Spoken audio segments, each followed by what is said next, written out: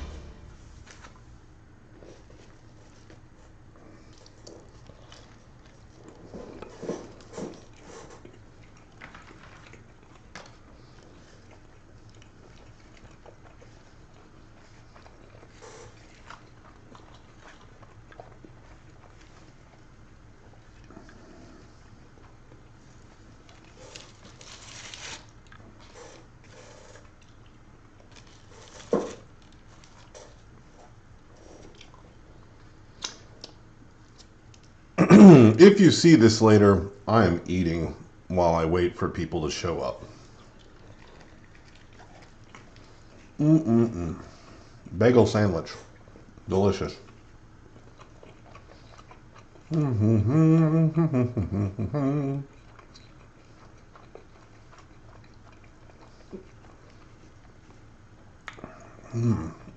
I could be watching Kamui Cosplay's live stream, who has 216 people watching, but instead I'm here. It's fine.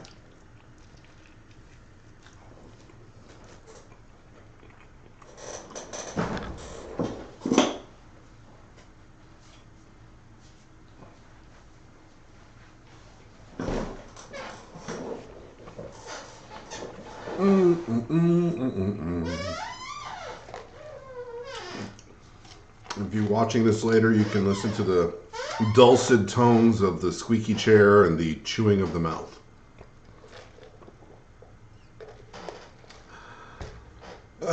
More actually, the chewing of my sandwich with my mouth, which is delicious.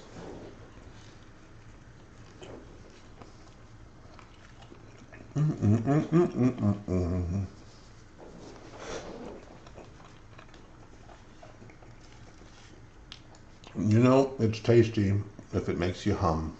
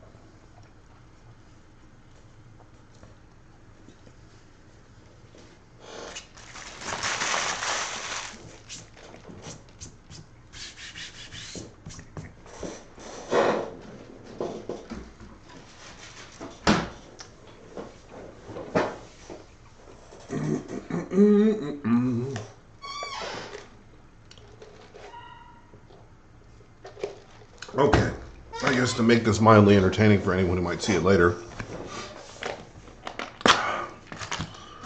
should at least draw something, right? For posterity.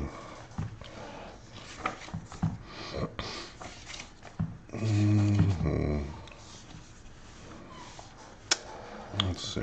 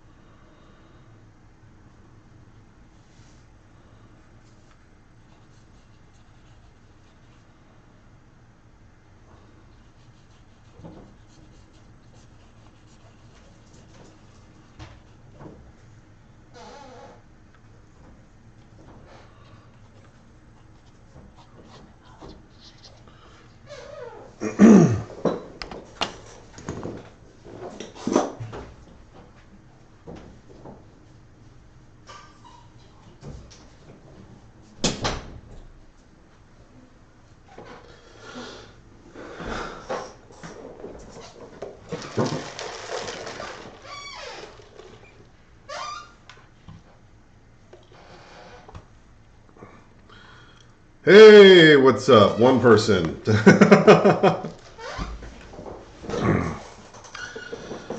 I was just drawing the elven guides that usually provide safe passage for travelers through some of the more dangerous areas that this little travel guide will describe.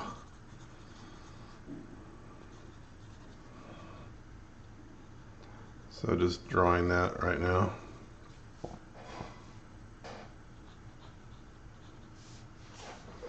See if I can fix that light. There we go.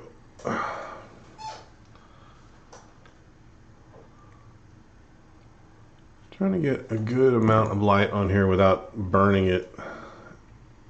Let's see if I can. That looks pretty good. Yeah, you weren't. If you saw the first one, this is a kind of a traveler companion, kind of a guide that this guy had put together. And the idea behind it is I log all kinds of like cryptozoological weirdness in here, like bizarre plants and animals and anything you might encounter that might kill you. So last live stream, it was this finger worm that crawls along the ground, kind of looks like a finger, and basically it wraps itself around your finger, dissolves all the flesh, attaches to what's left of the bone, and when you wake up in the morning, you've got a new finger, but you don't know it. It's just this parasitic worm that has a sort of a stinger on the nail.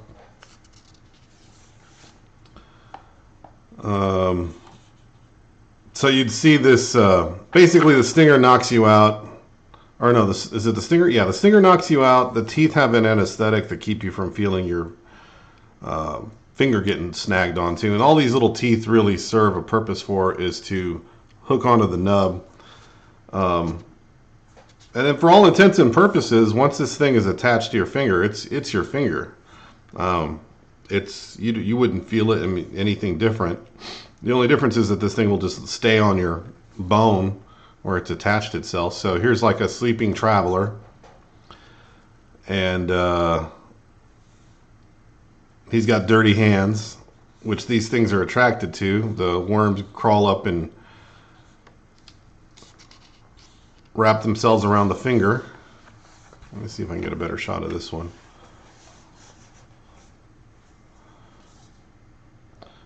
I'm waiting for the video to catch up.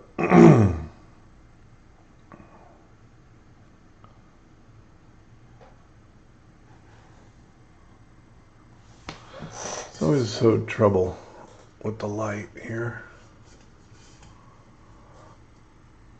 There we go. So basically, yeah, the worm wraps around a finger, dissolves all the meat, and then you wake up, you've got a finger. And then the idea is that some people will allow this thing to actually eat their fingers so that they have the ability to have a sharp nail that can knock people out. Because what this is not actually a nail, it just looks like a nail. But it'll sting you and you can knock people out with it and things like that. Yeah, it's interesting. Well, I mean, I think the Babelfish was a translator, right? This is more like a just a parasite. So then there's the elves, and they're able to avoid getting their fingers eaten because one, they're not noobs, and two, they actually, which I was going to draw right here, tattoo their hands with a special, let's say, type of ink.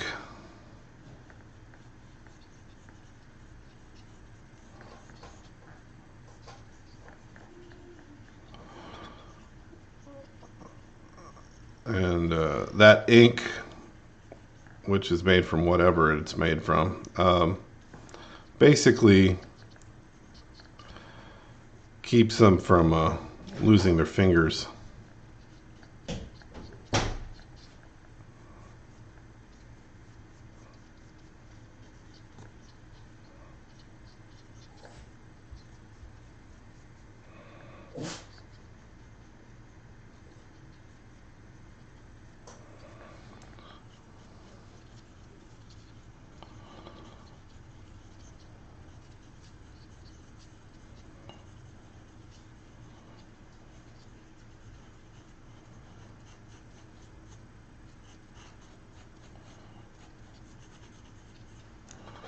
Let's get rid of some of this stuff here.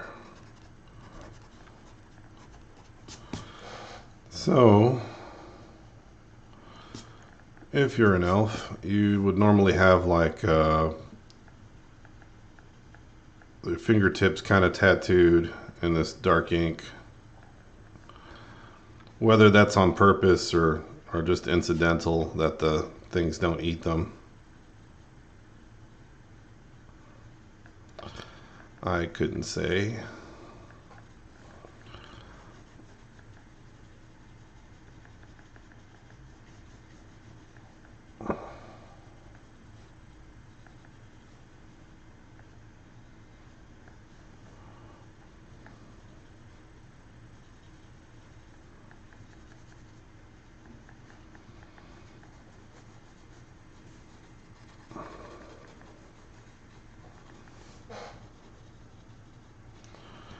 But probably the easiest way just not to get your fingers eaten is wash your hands, especially after you defecate, because that's what the worms are attracted to, is a really bad stinky smell. Hey, Quijin, how's it going? Yeah, I was just showing her the one from last time with the severed finger worm. Today's going to be a little bit different. I was going through and just showing like the elven guides and some of their tattoos.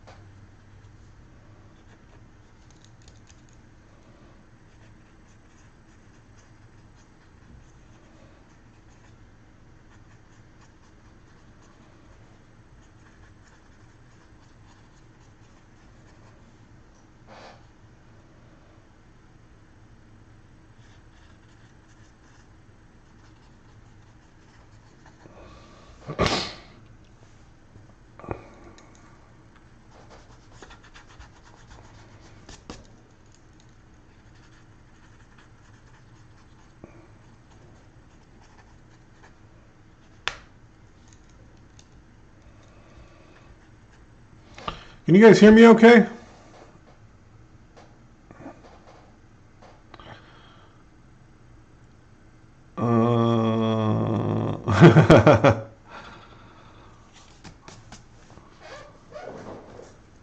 Yeah, I'm just glad somebody showed up. Anyway.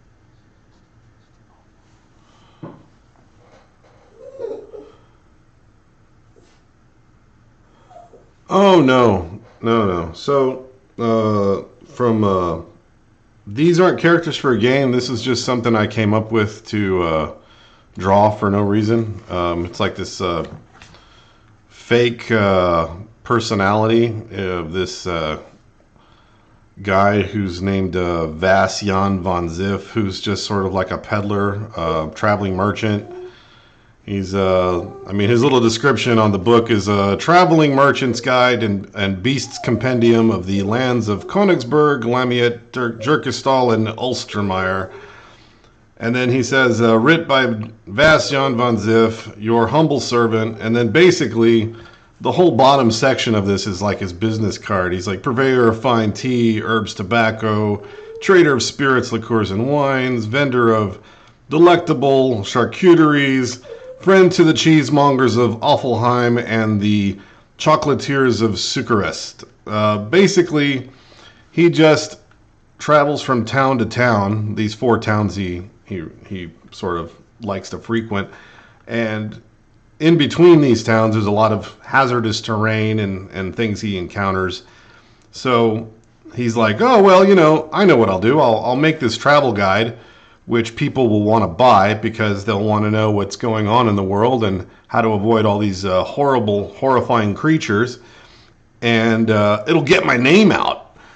So, you know, they'll be like, oh, you know, oh, definitely, oh, thank God I have this travel guide to keep me from getting my finger eaten or you know, being mauled by a bear or whatever, or falling in quicksand, because this guy tells me where all the bad stuff is and who to hire and how much to pay. But in reality, I mean, yeah, it's useful information, but he really only did it out of for his own benefit, not out of any altruistic need. So yeah, that's what this is. This is just like a little travel guide from this medieval fantasy traveler merchant. And then these are just some random... I thought it'd be fun to just do some random weird creatures and plant life that basically make your life miserable with a little tongue-in-cheek. Like this one I'm doing now is this Bog Lily. So basically...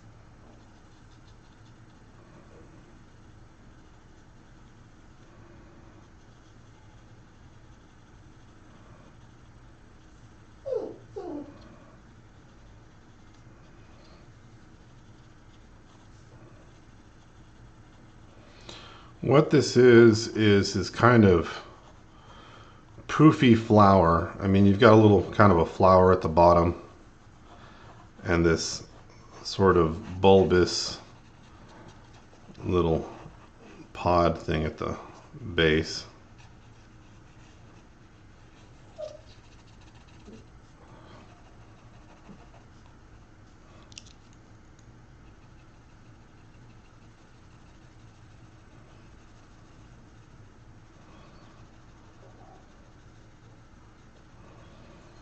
And if you hear the whining of a small dog in the background, that's my small dog in the background whimpering because he thinks I have a sandwich on my desk and he wants a bite of it. What he doesn't know is there is no sandwich on my desk, and even if there was, I would not give him a bite of it because he is a little chunker munker.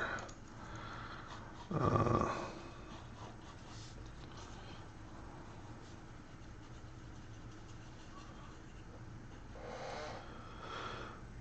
what got me into doing videos?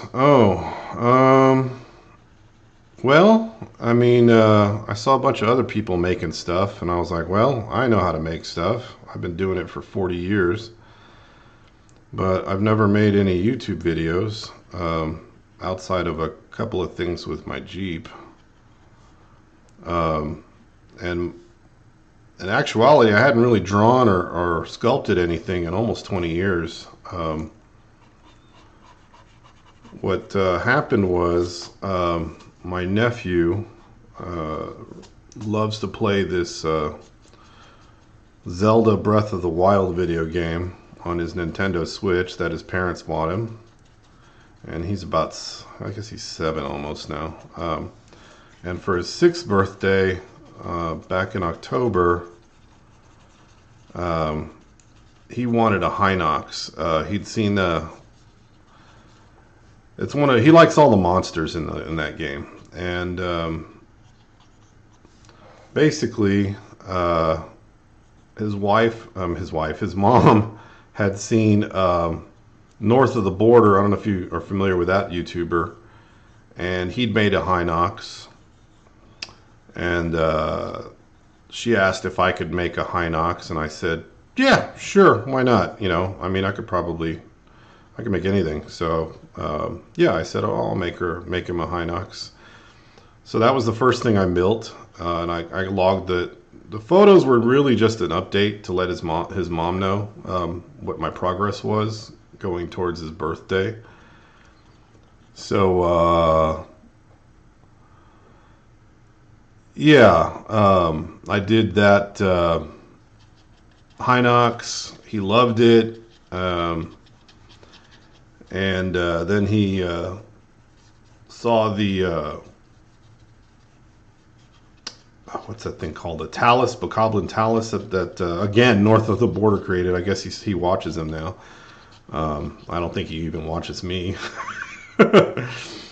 So yeah, it's one of those things that just kind of came up by accident. And since I was logging the builds, and you know, I was like, well, this guy's got stuff on YouTube, and I see other people have stuff on YouTube, and you know, I was like, I'm at least as good as they are. I may as well put some stuff up. So yeah, that's what I did. That's what got me into it. My nephew wanting a toy that nobody sold, and me making him one. So yeah. But I've always been into sci-fi and other stuff. My brother has an Instagram account. I've probably mentioned it a few times to like Andy and a few other people. But we used to both, we both are artists. We both draw and sculpt and whatnot. And we both used to show paints and paintings and galleries and drawings and things back in the day. Many years ago, and I just kind of got out of that. I thought that was just an annoying thing. I didn't care for the people or the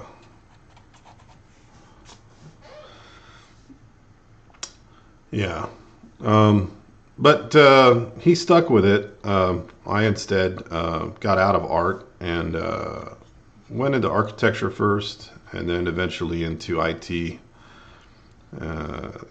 Got a master's in IT security, and that's kind of what I've been doing, more or less.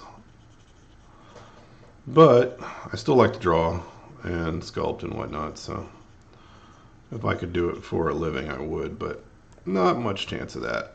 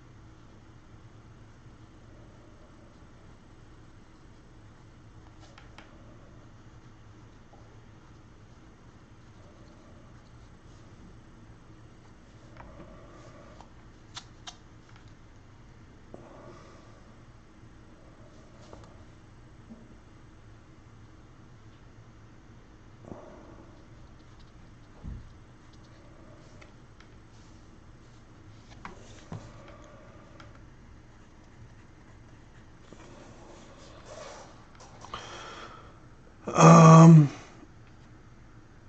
Feels like it could be for D&D or game. Yeah, it is kind of along those lines. Like if you were in a D&D setting and you were in the tavern or whatever, and you were looking for a way to get from one town to another, um, and you wanted some info on the local flora and fauna, you would pick up a guide like this.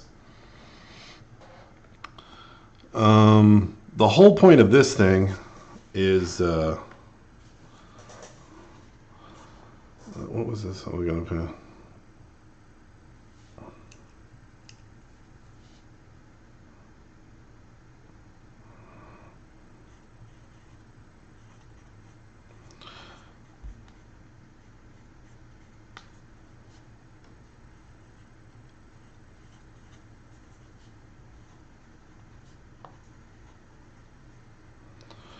Is so this kind of cutesy poofy flower thing. It's not really big. The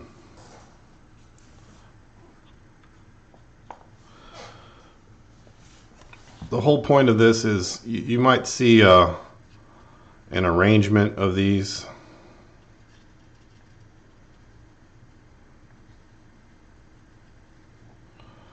in some small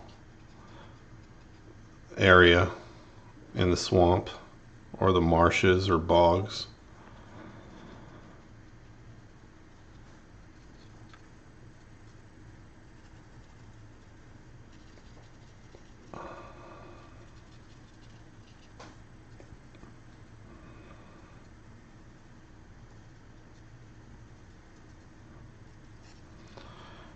And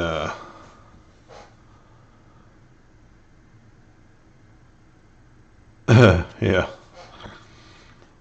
So what this would be is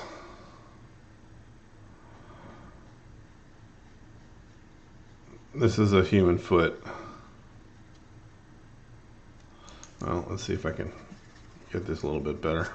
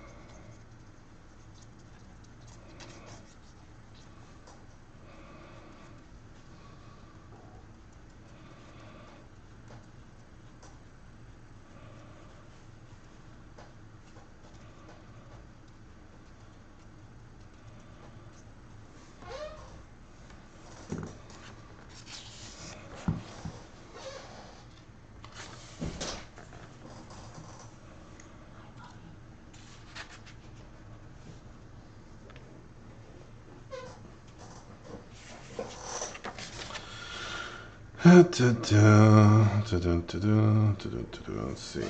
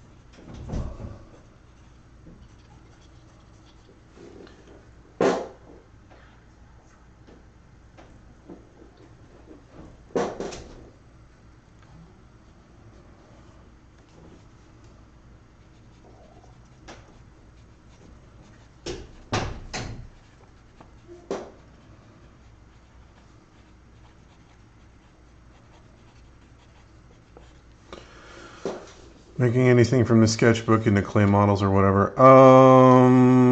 Well, I made the finger out of foam clay, and I just mailed it to Silver Scratch Build yesterday in the post. So yeah, there's a severed foam finger in an envelope right now on its way to Alabama.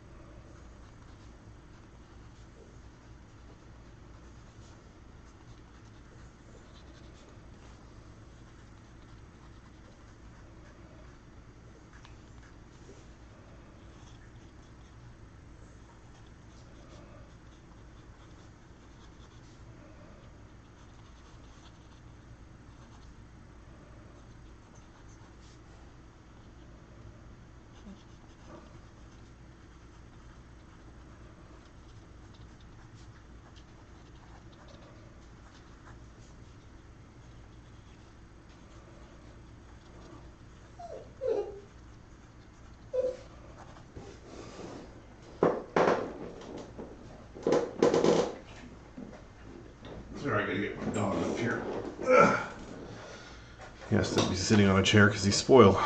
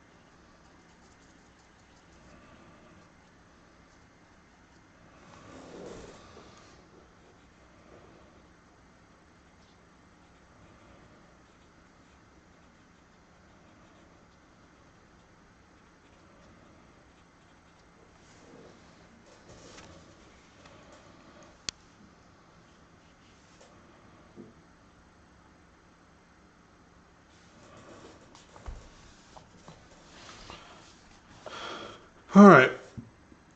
So let's see. Phone died watching on TV, but can't figure out how to chat from here. You can. I don't know. Do you have a Bluetooth keyboard? Depends on if your TV takes Bluetooth, or if it's one of those media TVs. I guess. What do they call it? I forget what it's called now. So if you have a smart TV, sometimes in the settings section, there's an area where you can enable keyboard. If there is a keyboard for that particular unit. But I think you can also just go to, like, use your remote. If it's got a little circular pad on it, you can use it, or if it has arrows on it, you can use it to move it around the screen. And if it hits a section where there's text that can be entered, it'll allow you to do it. But I've never actually tried it with a chat window.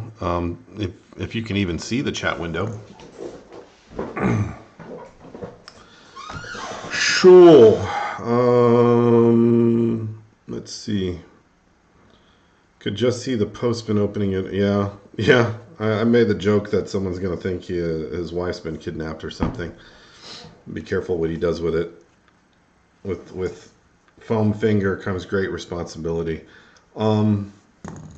So yeah, this one's turned out to be. I don't do really too many pages on these when I do them, so I'm not saying the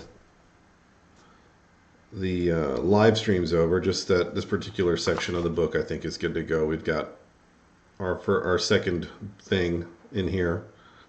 So basically what this is a puffy flower that they're about the size of well, I'd say I guess about the size of this, and if you step on it, it basically, all the gases inside this flower will release and spray this gooey resin along with all the pollen inside, and that stuff will adhere to pretty much anything that's crushed it, and yeah, you'll stink forever. You'll smell like a dead horse, or whatever. It will smell like a dead horse. Anything that stuff's attached to, you pretty much have to like burn your boot after you've stepped in this stuff.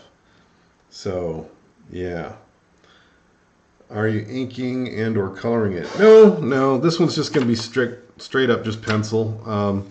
I had considered doing everything in ink, but then I thought, I mean, I kind of changed my mind a lot. I did do an ink version of this guy,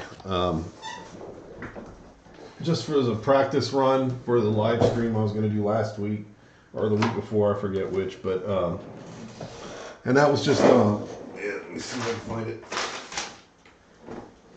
That was just on, with a big pen. I draw pretty fast, so these were just kind of like practice runs to see what I wanted to do.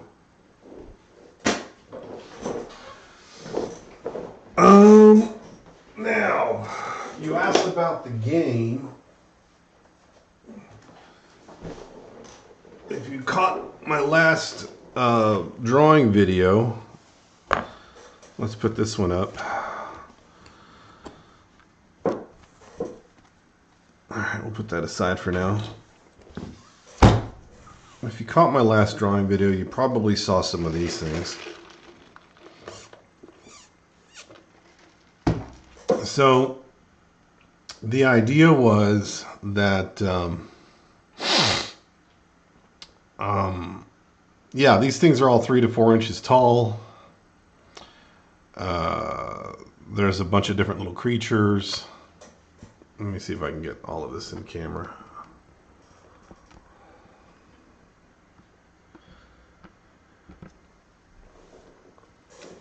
And yeah, you use the creatures to fight each other on a board. Well, not a board, but on a play setting, which is essentially anywhere you are. SROM, hey man. Yeah, that's exactly what the book is. It's a traveler's guide to surviving the realms. That's exactly right. You nailed it.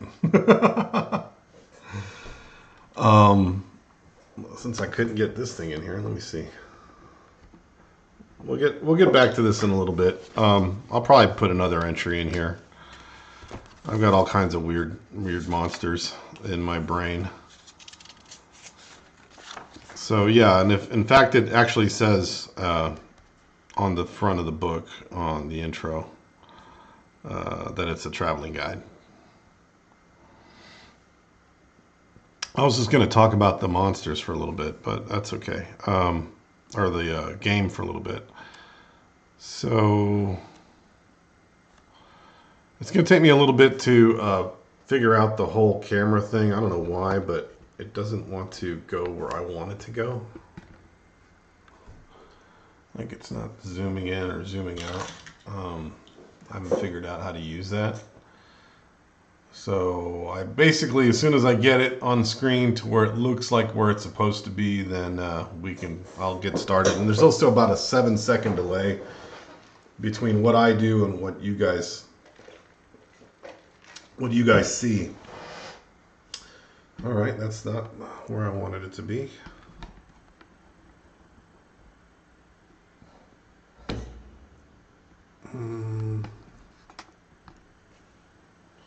Let's do this.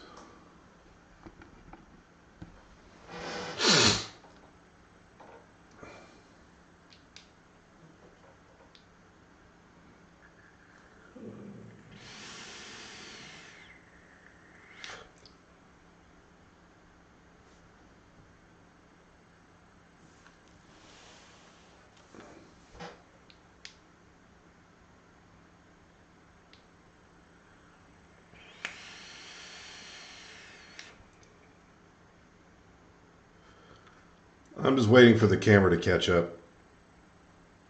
Or the video, rather.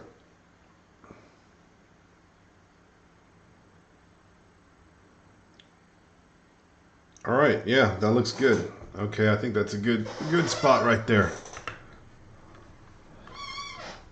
Let's move this keyboard out of the way.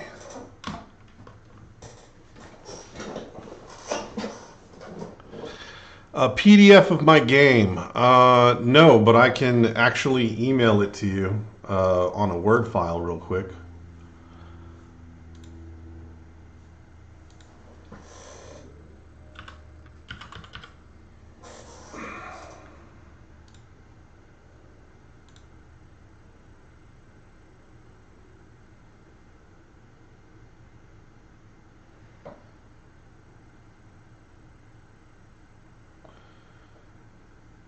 So pretty much anyone that emails me at bots2beasts at, oops, hold on.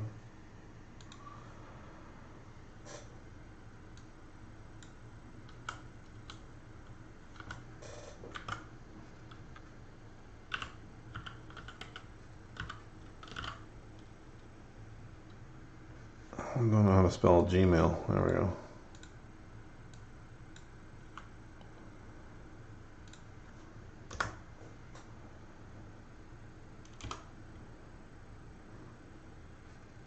Anyone who emails me there, I will send you a copy of the rule set in its current state, along with the backstory that comes with it.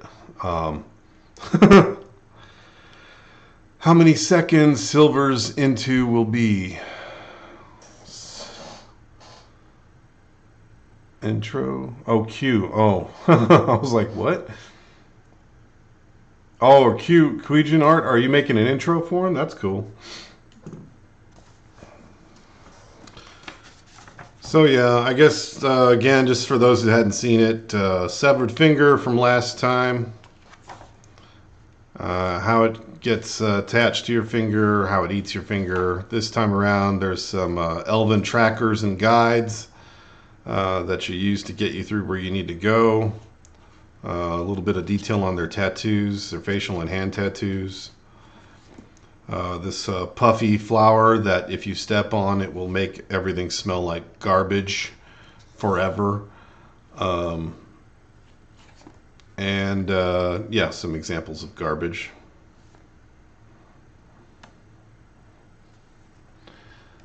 Hey, what's up, Scratch Built Silver?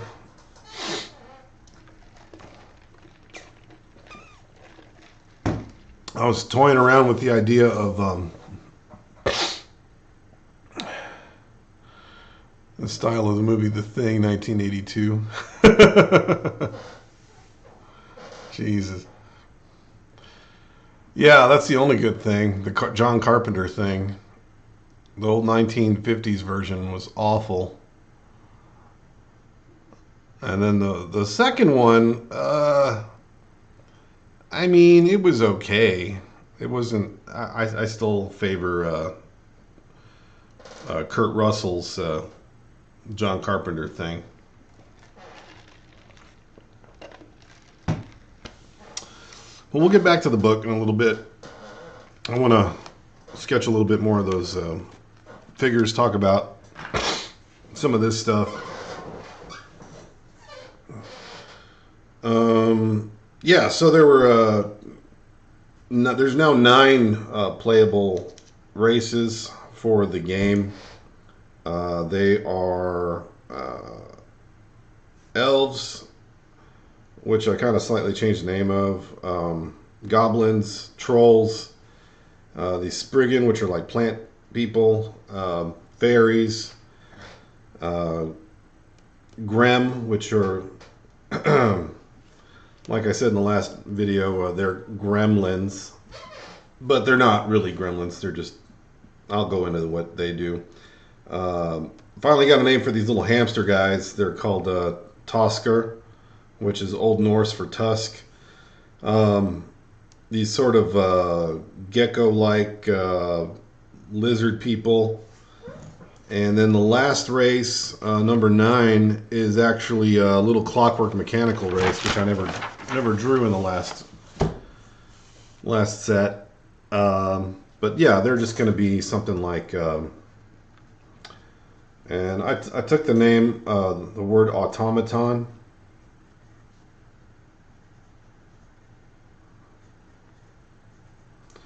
And just put a IK at the end of it.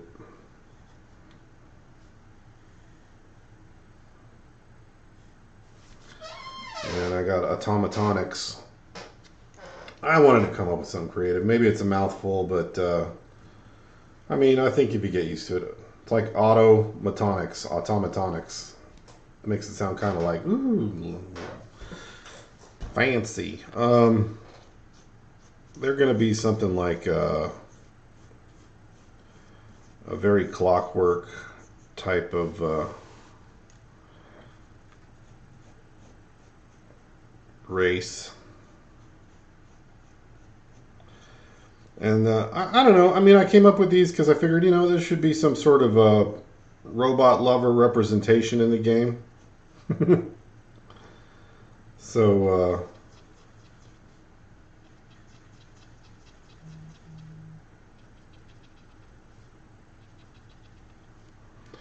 I like a good robot as much as the next person.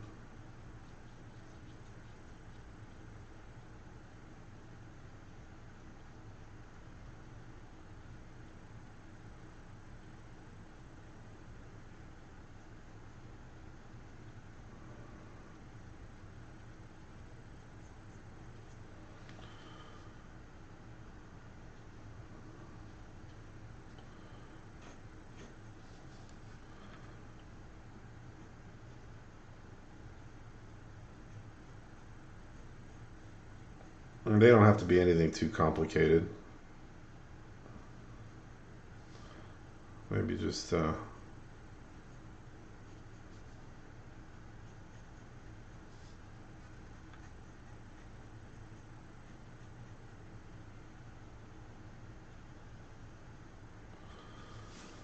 basic.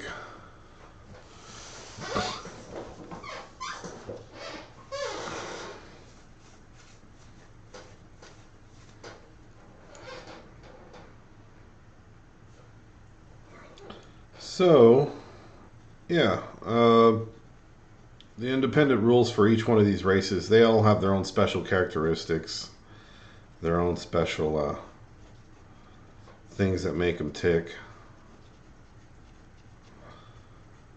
reasons for doing what they're doing and whatnot. So, pretty straightforward. If you, like I said, if any of you guys want the backstory and the individual rule sets for all these different races, I can send them to you.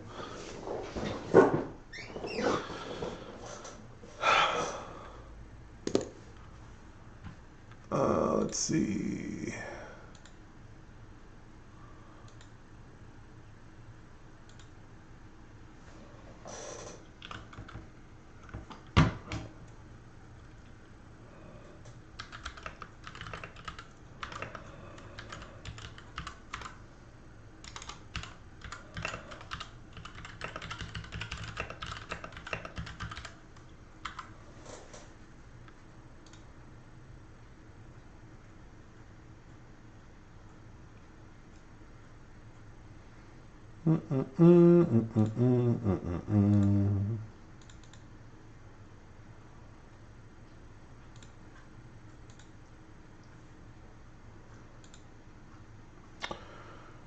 All right, Cujin. I just sent you the rules and the backstory. It's got some, pretty much has these same drawings in it. So yeah, the whole point of this was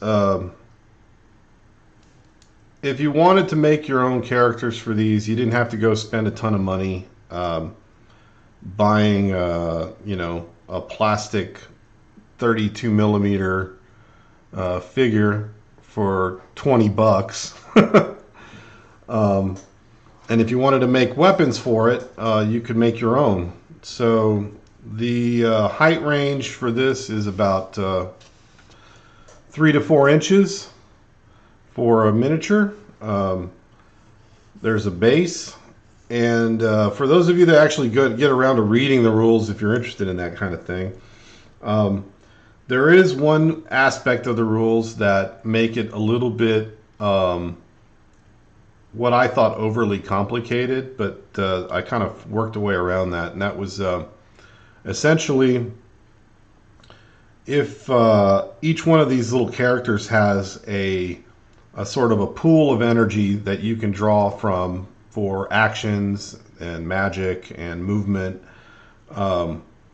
and you have to keep track of that throughout the game, and that can be kind of daunting. I mean, let's be honest, I mean, it's not that hard. If you really wanted to, you could do something like this, right? So I think like on one of these, it's like his power supply is 30. So what's 30, right? I mean, you could just do this.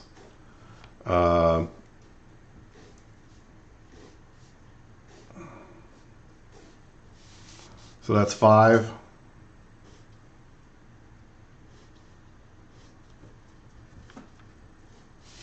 There's 30. So every time you use it up, you just mark how many you've used up for that particular thing, and then whatever you have left over is what you have left over. The problem with it is there's 2 of these. So in the game, and it doesn't really become that much of an issue because this game is really designed to play with between 1 and 10 figures. So if you're only keeping track of that many, it's not that hard. I mean, consider what most 40K or Warhammer or you know, Star Wars Battlefront players. I mean, you're playing with 50, 60, 100 miniatures sometimes.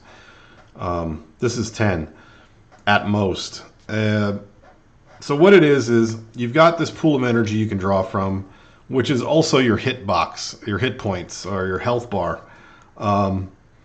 So let's say if I have 30 is my health bar, and 30 is what I can draw from. What happens is, if your character takes damage, it takes away from this overall health bar. So this is a 5x6 grid, right? So let's say I've got 30 points of health, somebody hits me and does 5 points of damage. Well, they just took out a whole bar of my grid.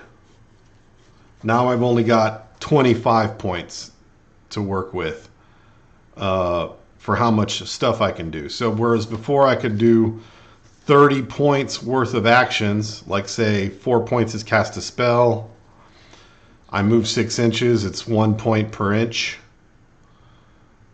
That means I can only cast a spell, move 6 inches, maybe engage in combat for another 6. Anything up to 25, but it used to be 30. There's rules for taking damage from falling off of tables, being crushed by things. Yeah. So, and the way that works is, this is, let's say about this is the right height of a figure. Let's say this is about the height of one of your little characters, right? And he's running along or she's running along, and somebody goes, "Hey you," and bleh, stabs him in the gut. Well, you'd have to take damage from that. The person who stabbed you would estimate how much strength they've stabbed you with, that sort of thing. The fun part about this is, or at least I think, is I don't have to worry about playing this on a table. This desk would be my battlefield. If I wanted to take this mouse and lift it up and throw it at somebody or hide behind it, use it as a shield. If I want to make my own weapons, I could take this toothpick. Let's say this is one of your characters here. I could take this toothpick and stab the Time Lord. Yeah. I'm going to make a toothpick weapon. And let's say, oh, you know what? I found a razor blade.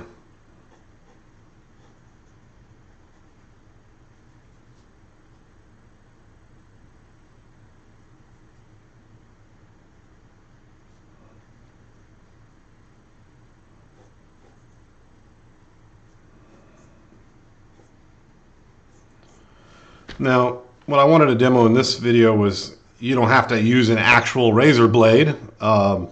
You can take a piece of plastic card and cut it in the shape of a razor blade and paint it up, you know, silver. But I mean, I guess if you want to go nuts and put an actual razor blade in there, I mean, you could basically get some thread or wire and wire this up, strap it in, and you end up with, you know,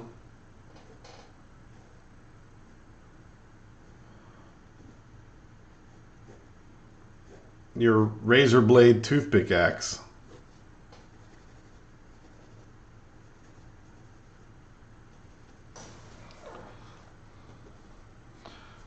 You want to make a grappling hook, you could take a paper clip,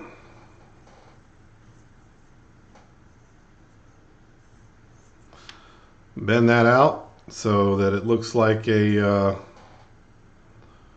let's say bend it in this direction, right?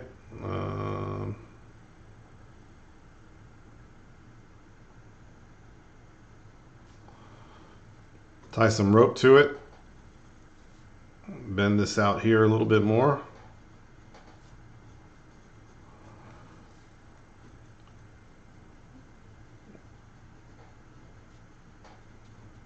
Grappling hook.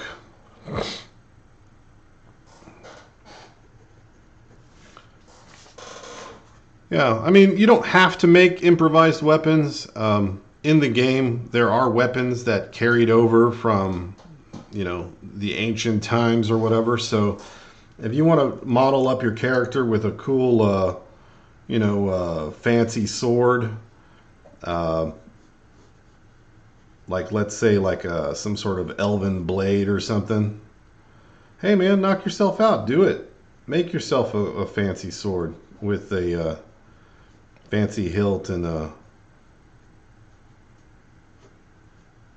you know, you go crazy, you know, just do whatever you like.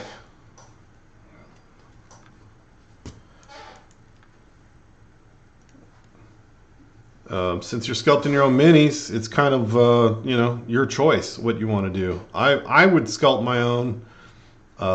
I would like to at some point make casts or 3D models of like a universal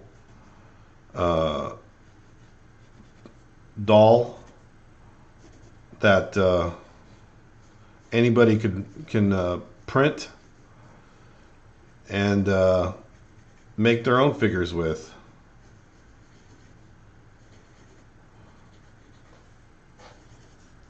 So it'd be like a little posable kit, kind of like those posable kits you can buy in on Amazon.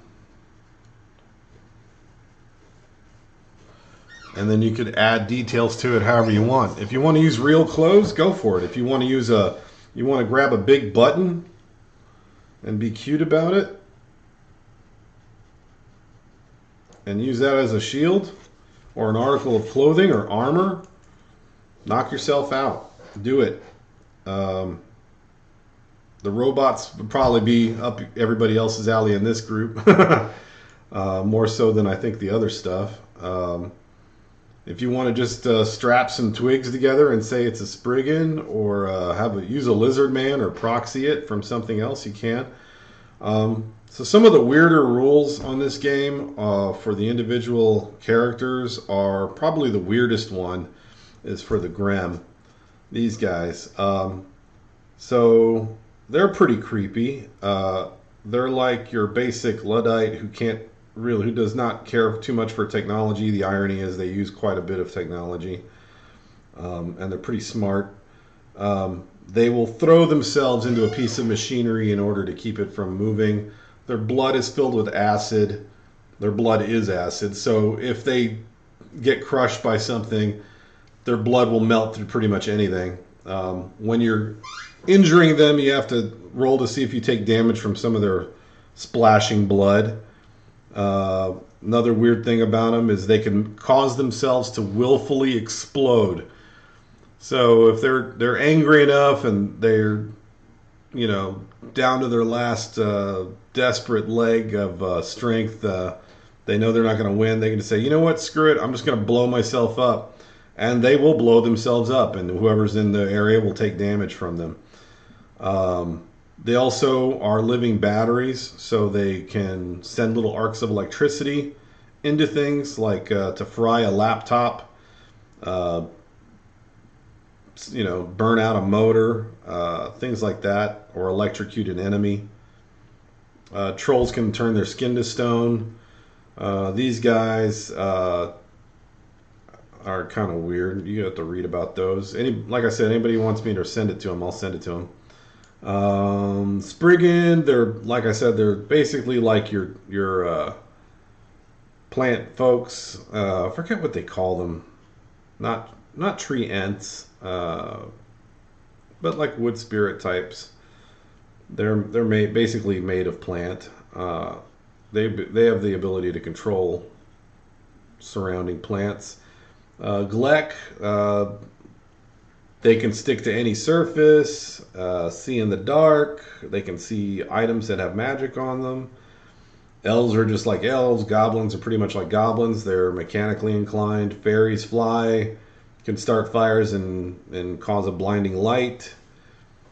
These guys have their own little special abilities too. So, yeah, I mean, I try to give as many open-ended options for people who like different types of things to play it.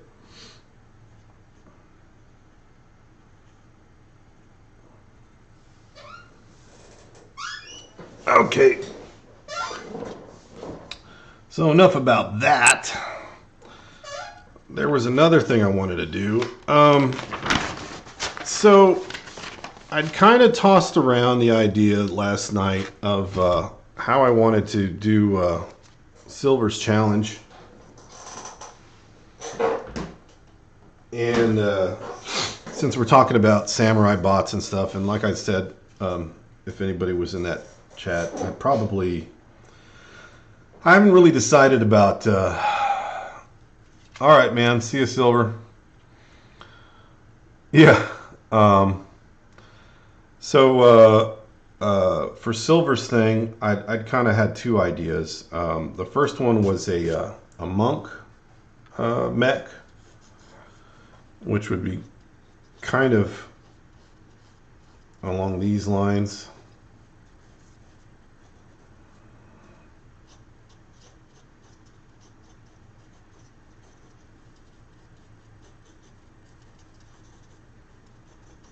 You know, that classic Ninja Theater basket weave hat with the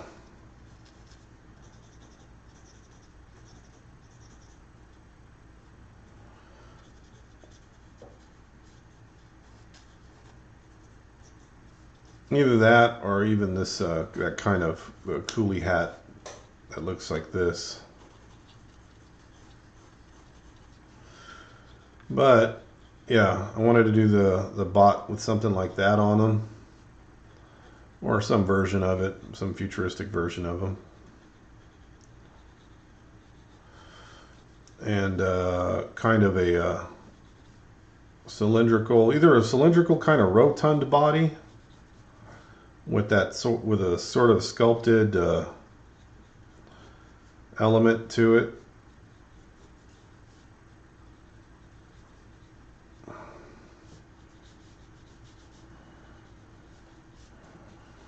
And some kind of, since these are supposed to be Japanese, I was going to put some kind of robe on him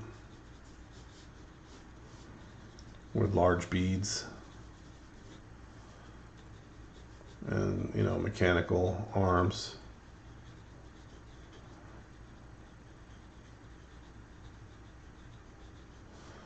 And a kind of a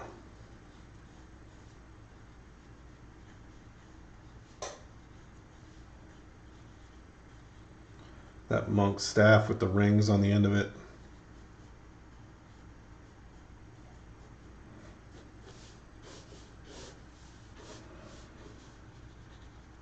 Maybe a spear at the other end.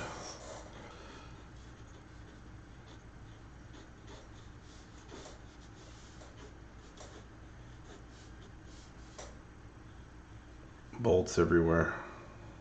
Kind of give that medieval look. And then, you know, put them on a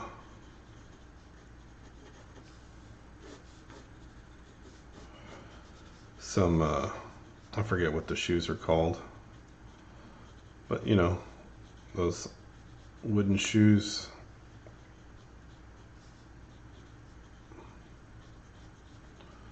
that are raised.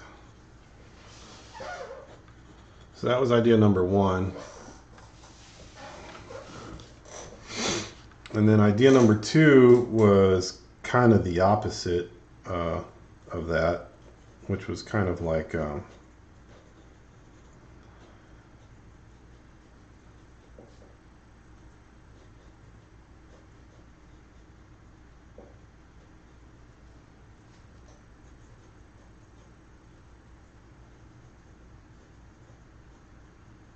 go the route of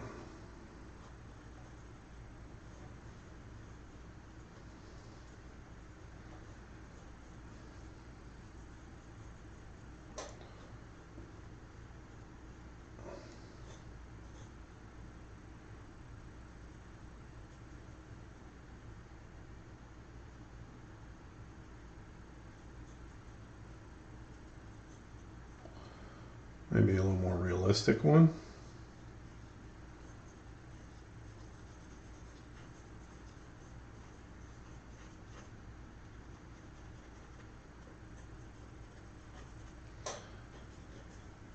And make a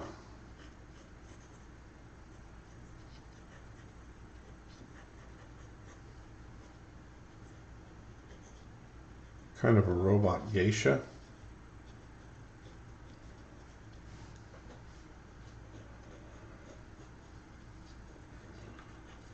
Complete with their, I forget what this is called. Is it an umi? that big wide belt, and I figured that would give me an opportunity to do something kind of fun with the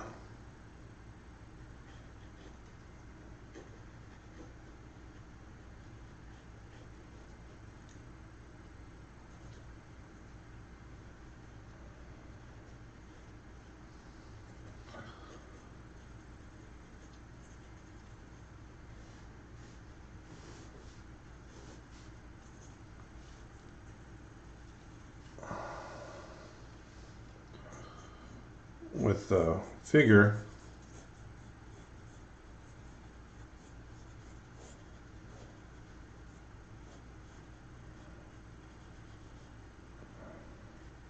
Like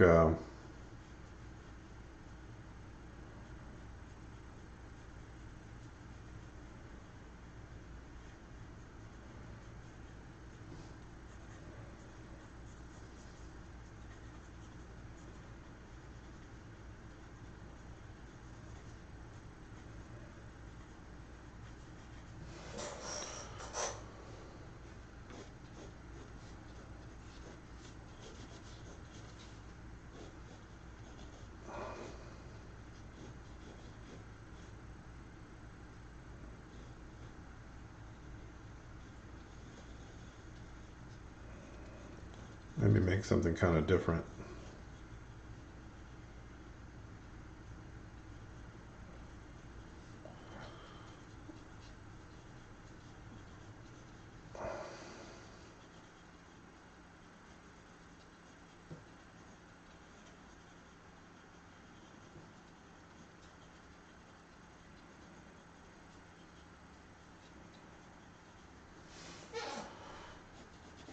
Then I could do something with, you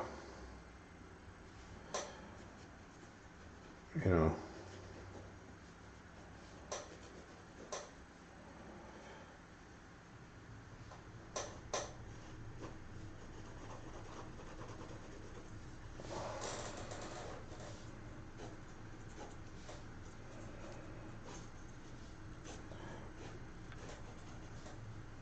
like make some kind of cool designs with the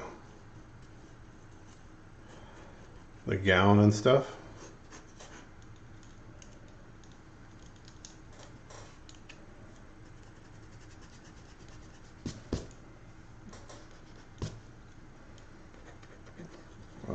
The kimono or yakata, I forget what they refer to it as. Just depends on your own individual. I'll give her a big ass sword. You know, something like that.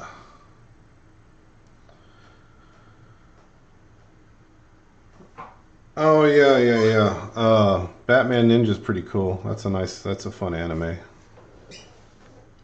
I did it in kind of the style is pretty crazy, right? Clogs. No, not clogs. Wooden shoes like clogs are like they're those one piece Dutch things that look like this.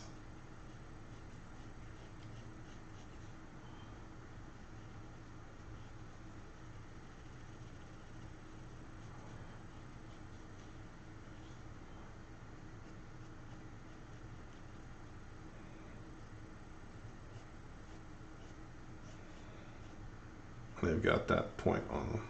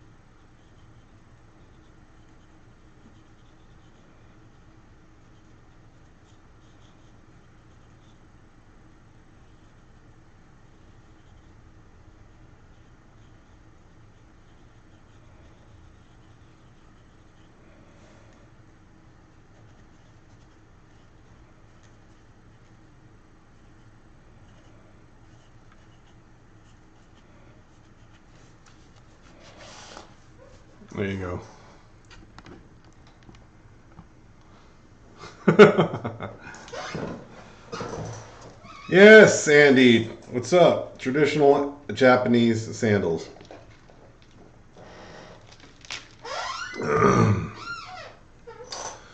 But I thought it'd be fun to do a geisha for the robot. And I'm only saying that because you know, usually for the junk bots, I just throw a bunch of.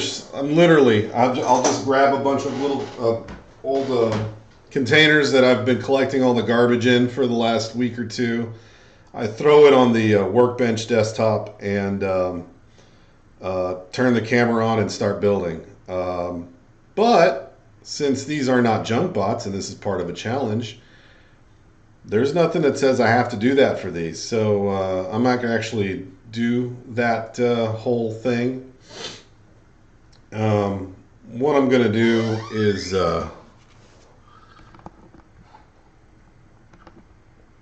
instead of throwing a bunch of random garbage on top of a counter, I'm actually going to physically build and sculpt these using whatever materials I like. It just so happens I have a ton of chopsticks, bamboo chopsticks, from all the sushi and Chinese food that I eat. So the plan is, regardless of whichever one I go with, I'm going to start with a skeleton. So let's say this is a chopstick, you know, the broken part after you've separated it from the other one, those little cheap ones.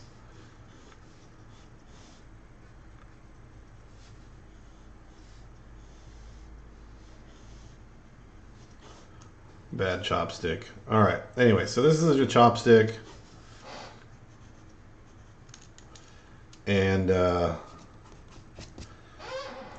I'll take a piece of the chopstick, I'll cut it into sections, and each section is going to be some part of this bot. So what I came up with for a lot of the joints was those beads I had. I'm feeling that you guys aren't seeing what I'm looking at. Yeah, you're not. I'll fix the camera here in a second. It's about 7-second delay, so it's going to take a while. So the idea is you take the chopsticks, you cut them into individual limbs, drill little holes into the ends of the chopstick, and then use some wire to wedge in between each joint. Just glue it into the recess that you've created with the drilled hole. Let's let that light settle. Let's see.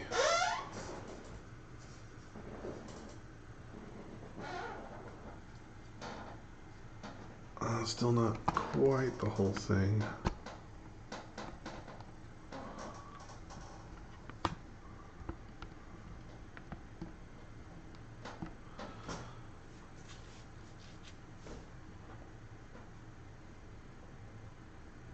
So, yeah, you take the chopsticks and then you just basically make a skeleton. Once you're done with the skeleton, you add stuff to it. Whether it's with epoxy sculpt or foam clay, or if I just want to glue random greeblies to it. Incidentally, it's you guys who introduced me to the word greeblies. I didn't know that word even existed. I thought it was something somebody made up. You know, the mad rants of some Irishman. But it's a real word. Who knew? Yeah, greeblies is a real thing. Maybe it was Bill making stuff that said it first, and then I heard it later from you guys. I don't know. I always used to say just, I don't know what I said, parts of things. But we greeblies. I'm sorry. We greeblies. My bot building dialect is not fully formed. Man, I am really bad with this camera. I'm sorry, guys. It's going to take me a while to adjust this. So anyway, once you've got your chopstick skeleton put together, yeah, I just assemble this thing. I've been saving these tin cans, soda cans. Just going to cut them up and fold up the soda can and to make the clothes instead of using fabric, because it's it's a robot, so may as well use metal. That'll also maybe give me an opportunity to do some things with oh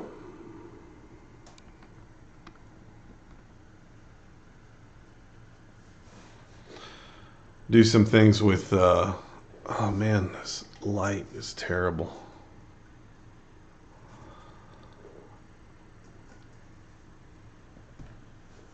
Okay.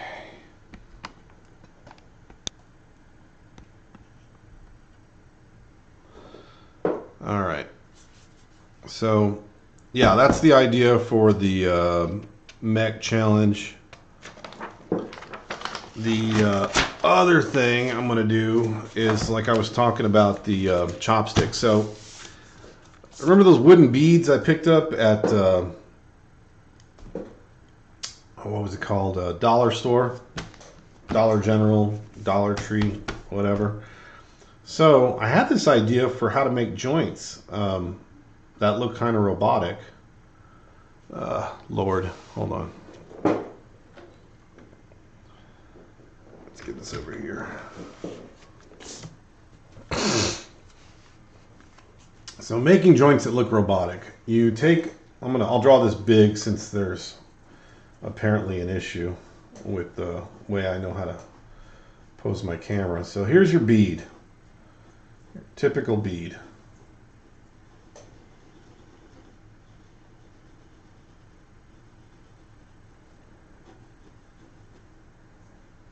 Right? These happen to be made out of wood. I take one of my little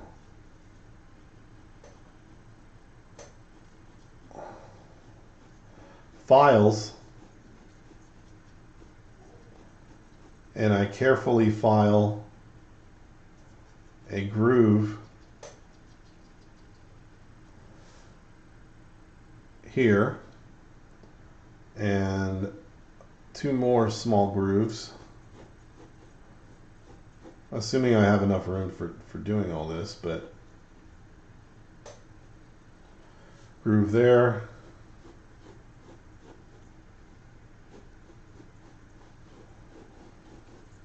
a groove there. All right, so your bead should look something like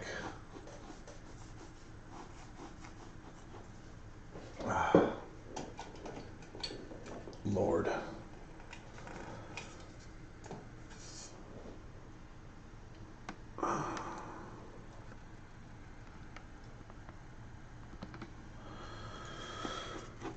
Bead should look something like this from a cross section.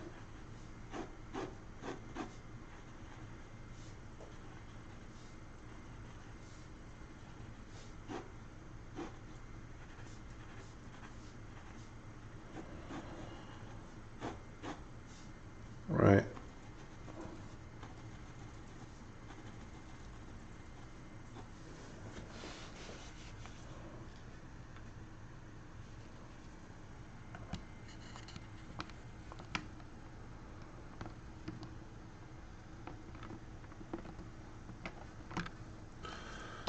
So you take the wire, thin piece of wire, and then you bend it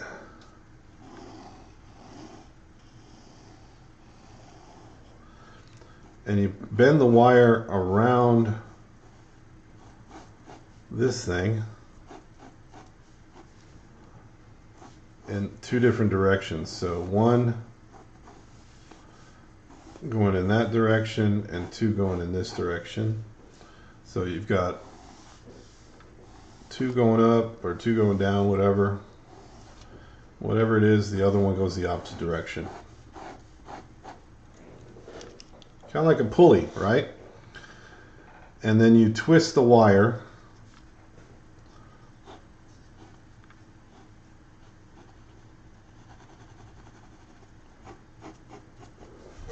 Right?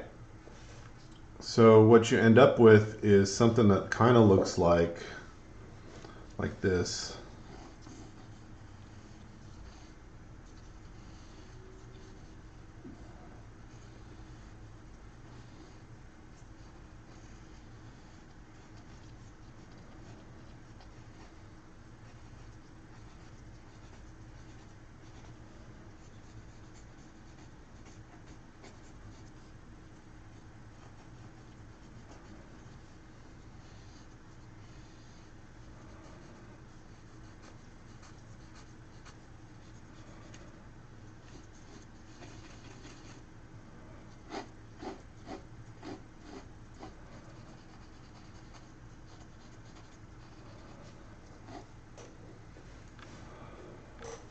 You end up with a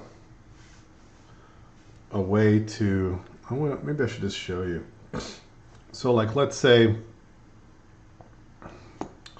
this thing is a cross section of that wire.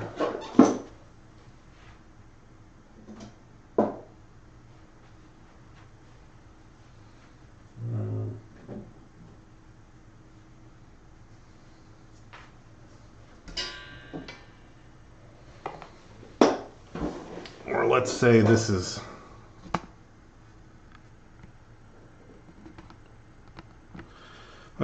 your bead and this is your wire.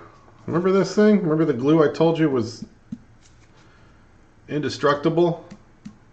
Crazy, right? So this is your glue, this is your wire. The wire goes around the bead, and what you end up with is something like this. So you've got 1 wire going this way and then 2 more going the opposite direction.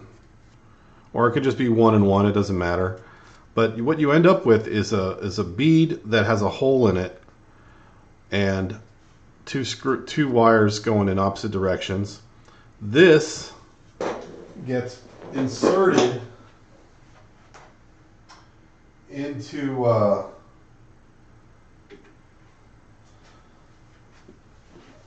the hole that you drilled in. Let's say this is the end of the chopstick. You insert this into the chopstick hole, and then what you end up with is a joint. I don't know if that makes any sense. I hope that I get any of this on camera. I probably didn't. Damn it. It's that 7-second delay, I'm telling you. It's just a nightmare. If I get this straight, I can't move the camera. It's that simple. Hold on.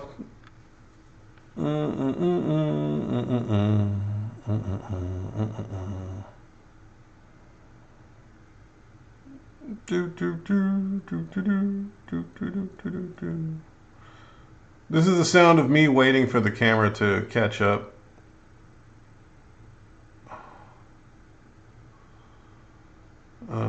That's the screen. Yeah, that's not that's not helpful at all.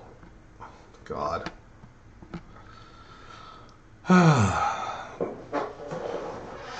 Well, this is where I get to read your responses. Yes, I'm off camera. 6,000 with dots, something for tacking. I don't know. What glue likes aluminum?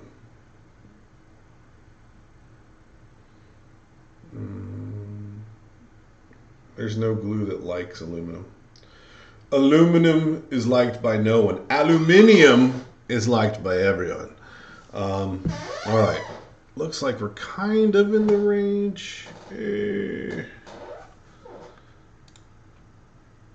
Don't stress, man. It's fine. Oh, I'm not stressed. I'm just...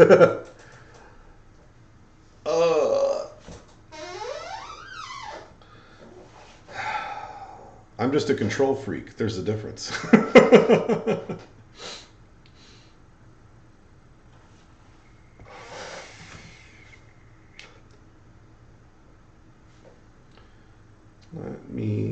camera to catch up.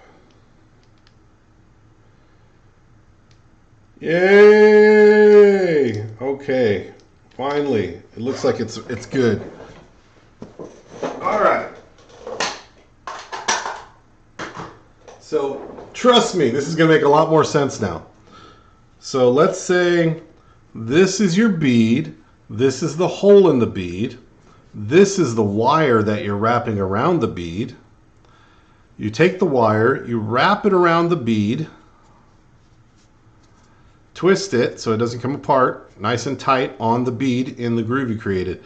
This is the hole you created in the chopstick or wooden dowel or whatever it is you're using. You insert the wire in the hole, nice and snug, because you used a small drill bit. That's filled with glue, and now that wire is glued into the thing that you were using, and you've created your joint. You do another one on the opposite end, right? And then you've got two of these. So let's say, let me see if I can pull this thing apart. This is even, is one of these even long enough? No. Let's see here.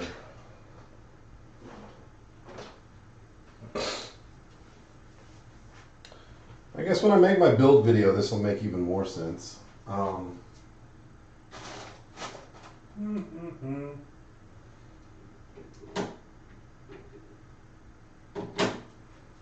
Yeah, I don't have another tube or foam thingy, but I think you get the idea. Don Bizu got a logo icon for YouTube. Awesome. Oops. Anywho, so that's how you would make these bead and wire joints. Plus, it also leaves the hole open, so you can use that to attach things. So what that means is this hole, which is now open, can have a bolt or something threaded through it, and you can use that peg to push into another shoulder or another wire with another bead attached to it. And that gives you multiple joints with multiple points of articulation using a really simple, yeah, you get it. I think you'll get it. If you don't get it now, you'll get it when I start building it. Yeah, I know a lot of you guys like to use beads. I've been trying to come up with a way to make a real easy joint for articulation for the robots to allow everybody to kind of make a simple skeleton you could build off of. If you decide to do that, I mean, I don't know. It suited my purpose. It may not suit yours. But I think, yeah, like I said, I don't know for any of you who are joining late, for Silver's challenge, I'm building a geisha and possibly a monk of some kind. I don't know. Whoops.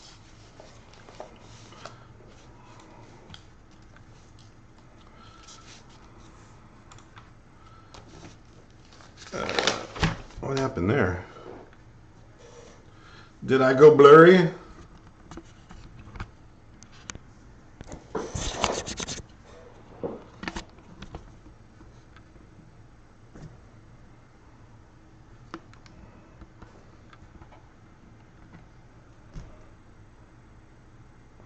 Oh, I guess I probably should have left the camera alone. Patience, patience.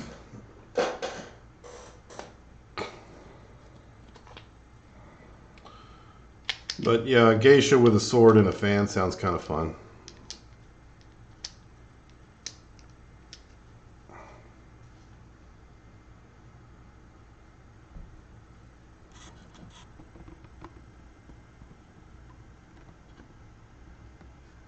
Oh, a how-to? I mean, I'm really terrible at how-tos. Uh, and I work kind of fast, so I feel like a how-to would be. I guess I could. I never really tried that. I'm sort of the impatient type that likes to run through stuff quick. So, but yeah, I mean, I suppose it couldn't hurt to try. Because otherwise, I mean, for the most part, the way I build stuff is like really fast. Uh, I mean, most of the junk bots I made are probably 1 hour builds at best. In some cases, I might just slap stuff together, and then, like with the orange one, I froze up. I could, I had kind of like this preconceived notion of how I thought it should look, and I had all the parts in front of me, and it was like, I don't know what happened. That orange bot was just a kind of a pain in the butt all the way around. But yeah, like with I think the first one and the second one, those probably took about an hour each, and then maybe I probably blew through the painting in about 45 minutes for most of them. So, and that's probably, I wouldn't say that's super fast. I'd say that's probably average for, I think, for most people, right? So, but yeah, I mean, if I'm stopping to like think about it and show someone how to do it, I mean, that could be a 4-hour video. I would hate for anyone to have to sit through that live for sure. But I think just for figuring out components, how do I send you a picture, bot? Sarah, electric anti-conductor things made of glass ceramic. The bead you're describing reminds me of a ceramic. Oh, dang it. What are they called? You can send me a picture on my email if you want, but an anti-conductor thing. Are you talking about the ceramic stacks they put on electrical poles? The Tesla? I forget what they're called. It's a type of coil.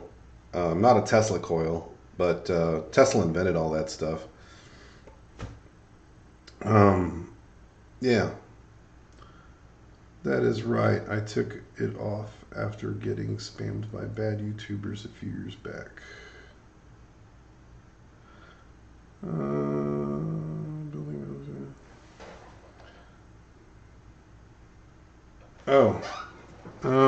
If you see email contact in the about section and you click on it, it'll ask you. It might ask you to put a little picture thing. You have to select the box. I can type it for you. Let me see if I can get closer to that.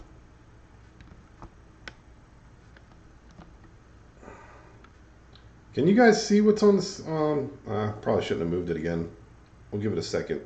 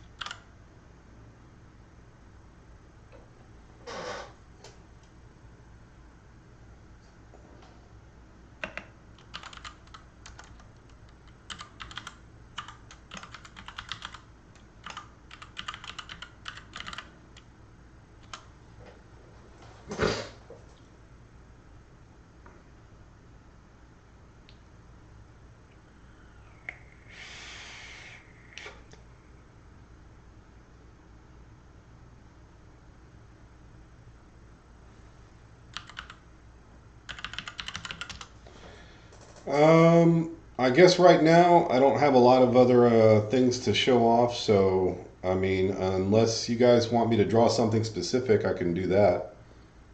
I'm pretty quick. I can do it on the fly. Anybody want me to see? I mean, want to see me draw something in particular?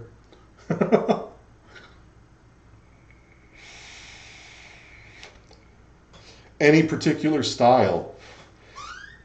I'm a little rusty with anime style stuff, so don't ask me that. I mean, I guess you could. I don't know what'll come out, but you know, if you just want me to just sketch something randomly, I can do monsters, robots, people, magic nose goblins, whatever.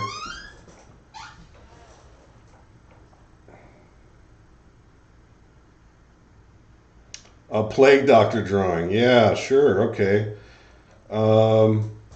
Hooded. Any particular century of plague doctor?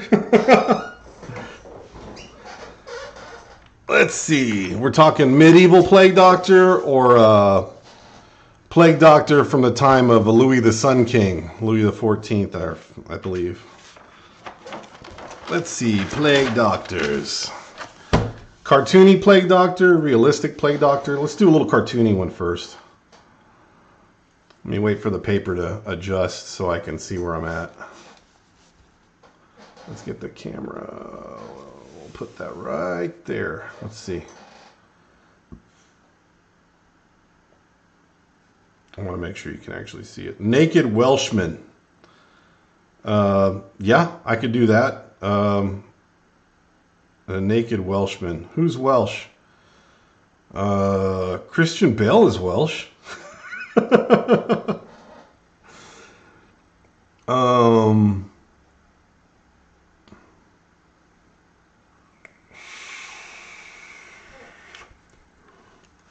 Let's do a cartoony one first, and then we'll do a realistic one. First, I like doing the plague doctors that have the little round hats. The sort of little beef eater hats. I don't know if you've ever seen those.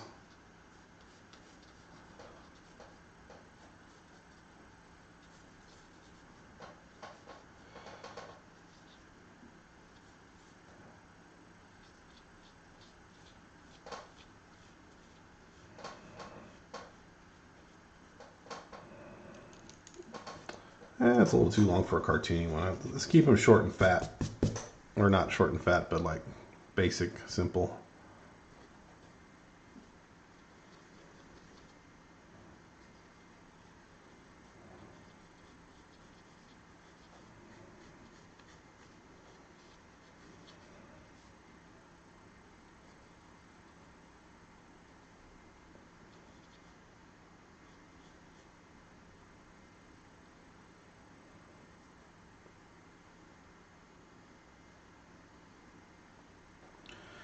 So does anybody know here why plague doctors' masks look the way they do?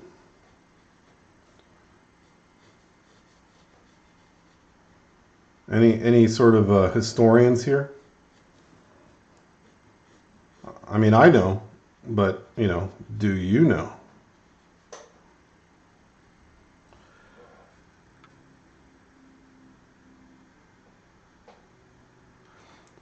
Oh, Sarah, thanks. I actually have a bunch of beads of different sizes that I picked up that are made of wood that are pretty easy to work on.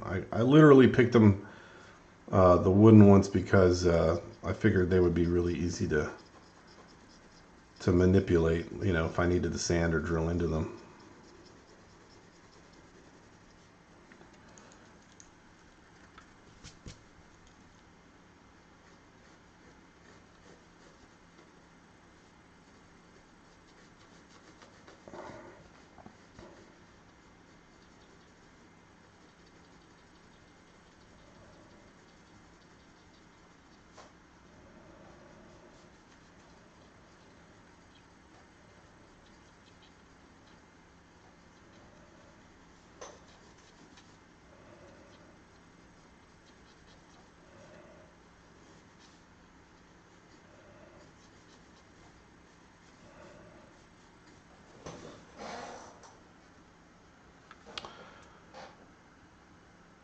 Yeah, that's exactly right, Esrom. You nailed it. They made them these big conical noses because they could shove some, basically what amounts to potpourri inside the nose of the mask because they thought that humors or foul odors, and they weren't 100% wrong. I mean, foul odors are typically associated with infection and disease to some degree. But yeah, the idea was that it would help protect them from the spread of the disease in the air. Really, it just masks the smell. But yeah, that's exactly right.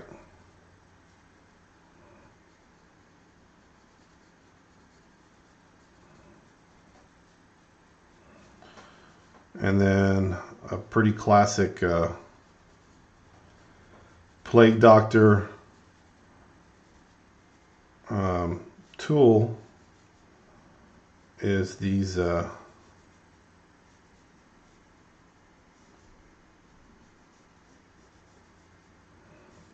bellows.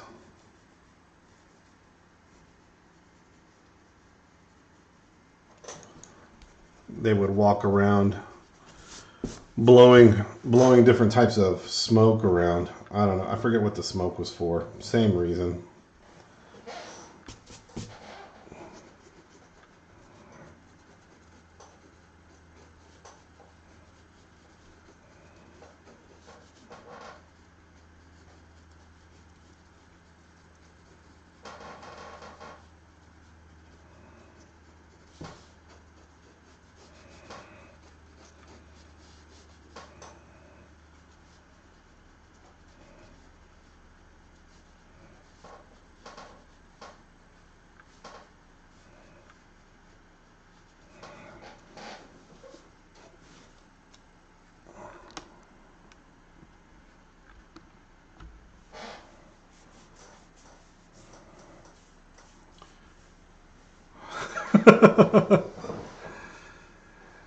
Yeah, I mean, it was several hundred years ago. They understood germs to some degree. I think even the ancient Greeks, to some degree, understood that there was something. Who was it?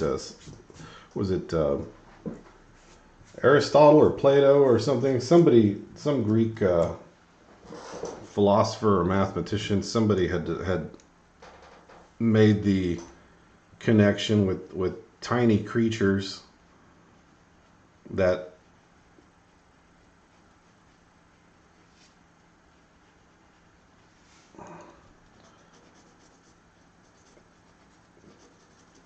were responsible for the health of certain people. But I mean,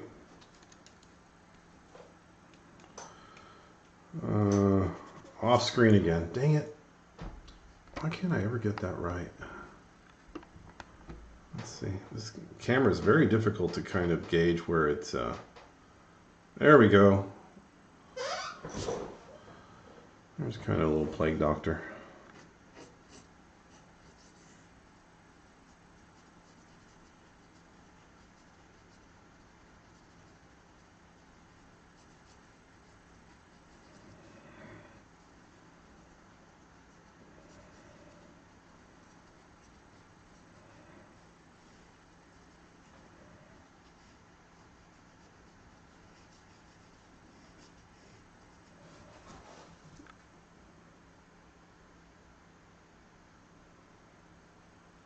Yeah, moss. Carbon, another good way. Carbon filters.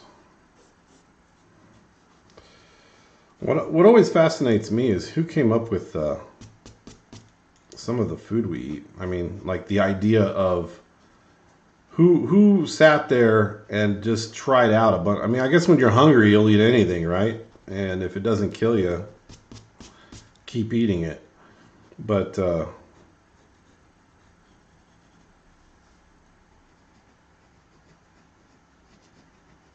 right, well, there's a little plague doctor.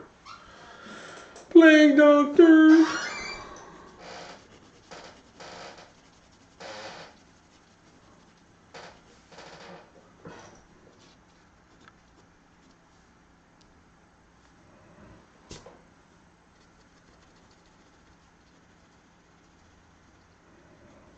Don't know if that's what you were thinking of. I guess you could always go with that sort of crazy looking, beaky looking one.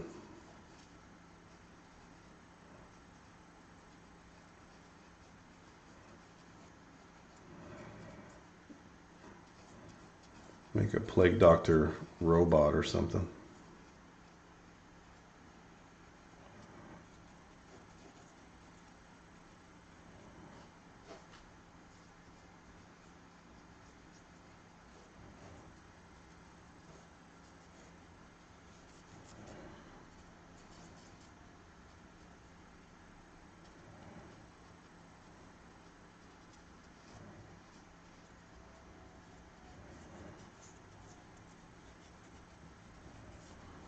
Oh yeah, that reminds me. While I'm doing that, so one of the things I was gonna bring up too is with the game stuff. Not to kick a dead horse or anything, but with the game stuff, I did want to bring up that there is the opportunity for improvised weapons. So there's so improvised weapons. I've divided the weapons into 3 different types. There's legacy weapons, fabricated weapons, and improvised weapons. Legacy weapons would be any magical weapon or any weapon imbued with magic that carried over from the previous time frame.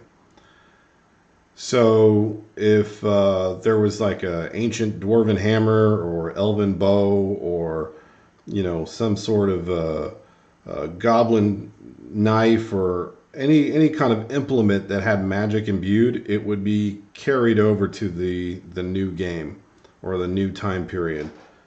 Because it was made of magic, it would fall under that spell that was created to put everybody to sleep.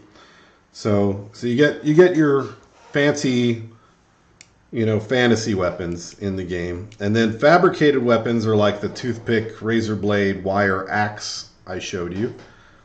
But that also involves things like if you took a little lighter, let's say you get a lighter, right?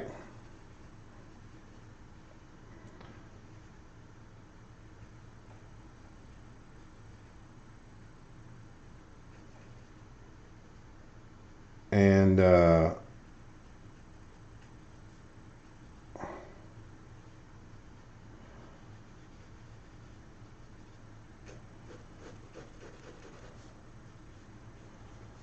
can be a little plastic one, doesn't matter.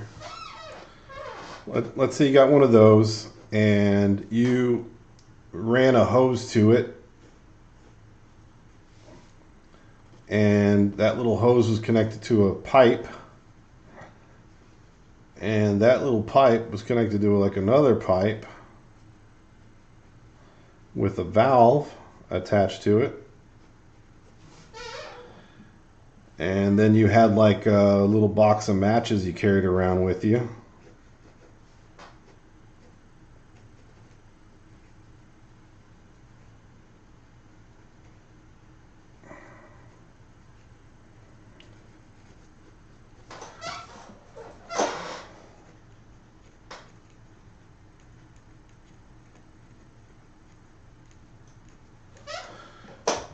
You could make a flamethrower.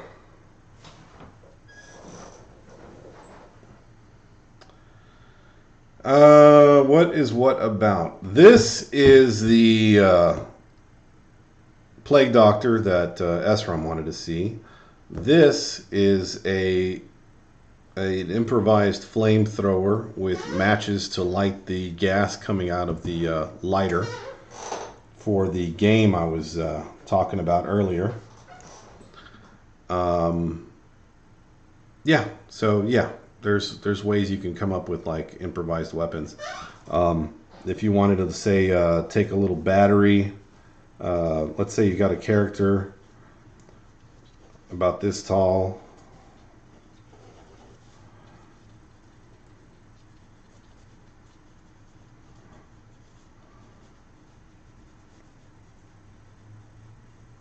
and he's got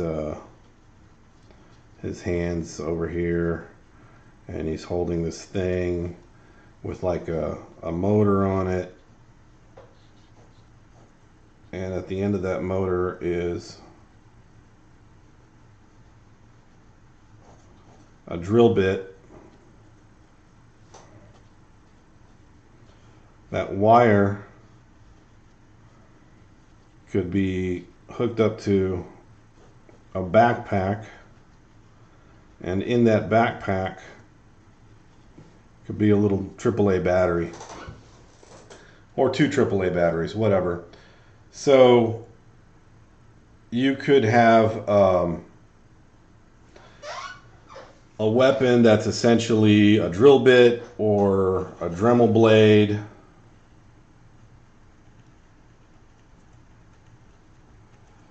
like cutting wheel. You could have a helmet that's made out of like a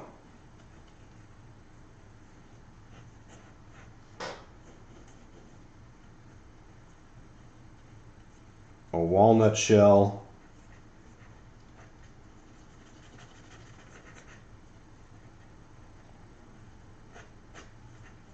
Or my pencils kind of.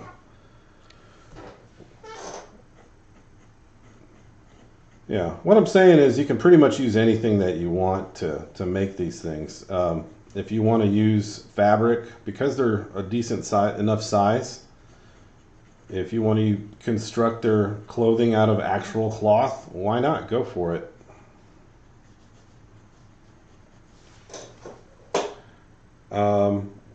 What I was probably going to do is just make a 2 or 3 little foam, clay foam figures with wire skeletons on a small base. Oh, yeah, that was the other thing. And this can apply to other games too. This doesn't have to apply to just mine. So I was talking about earlier about keeping track of all their health, right? So if you have 30 points of health, it's kind of a pain in the butt to actually keep track of that manually by sketching it out.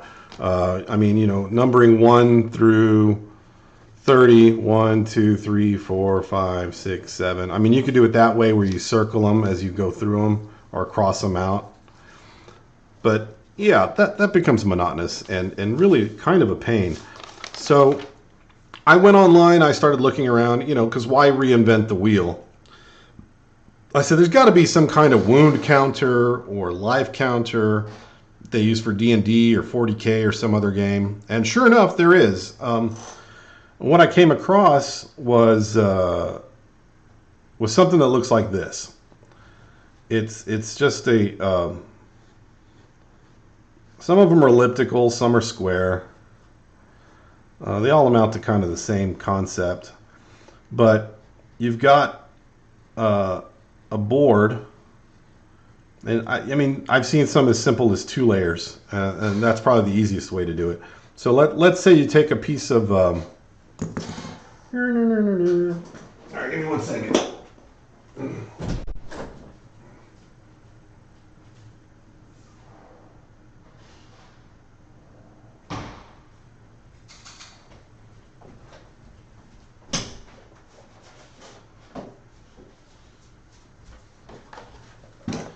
So here's a piece of cardboard, right? And you need a counter to keep track of all your stuff.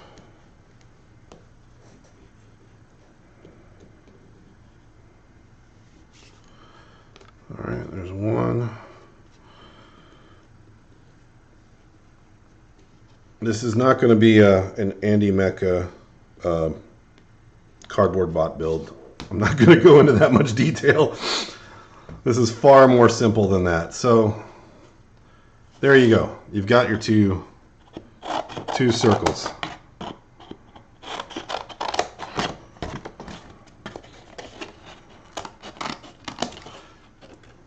Now I've seen these made out of wood. I've seen them made out of cardboard, plastic, acrylic, metal even. Doesn't have to be that fancy.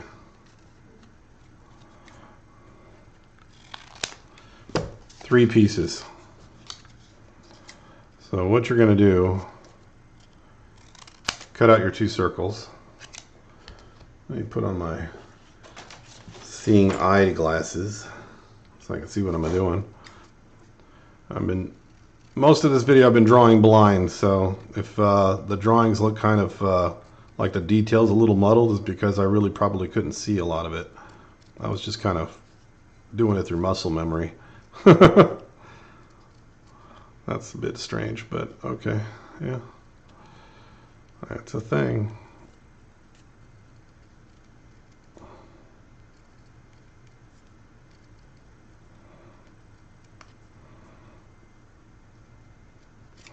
Here's a neat trick. I might have mentioned I'm a little bit ambidextrous.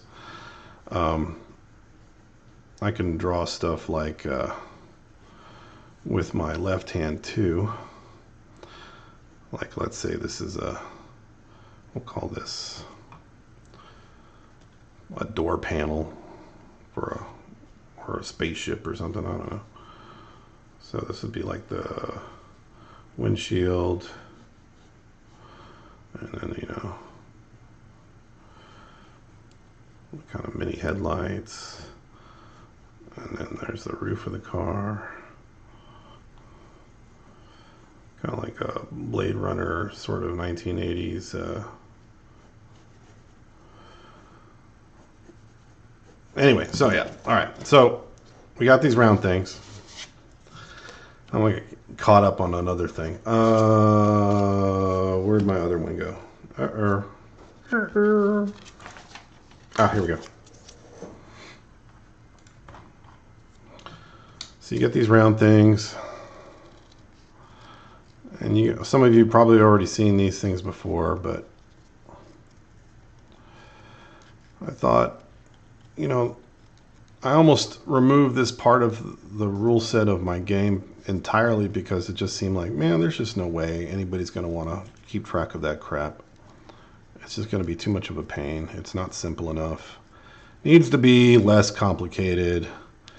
Well, this is really, really easy. So yeah, you take that and let's go like this.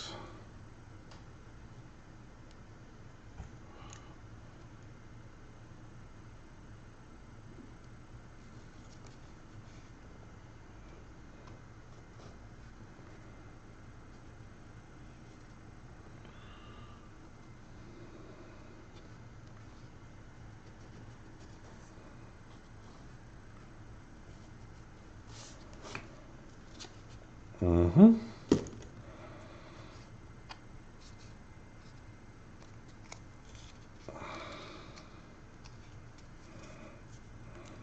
I'm just folding this because I don't have a razor blade handy.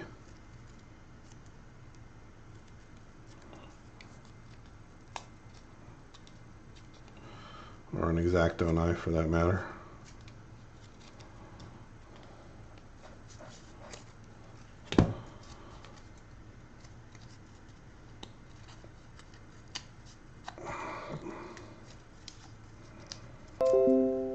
All right.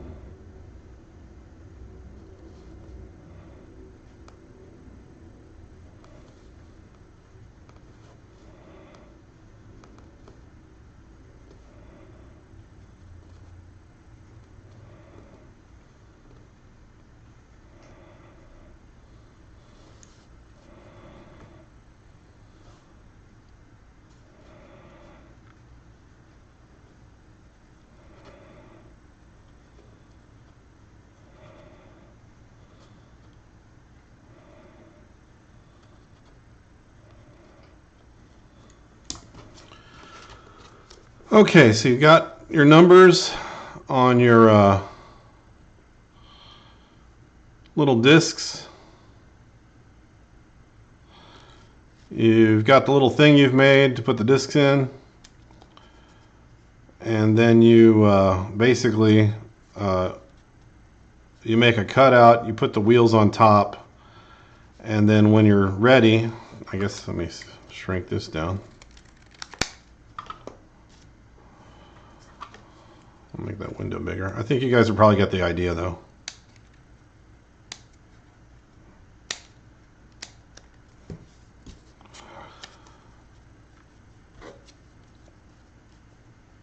And that's it. I mean, that's pretty much it. You make this, you pin them together, and you know, you've got between the number 99 and 1,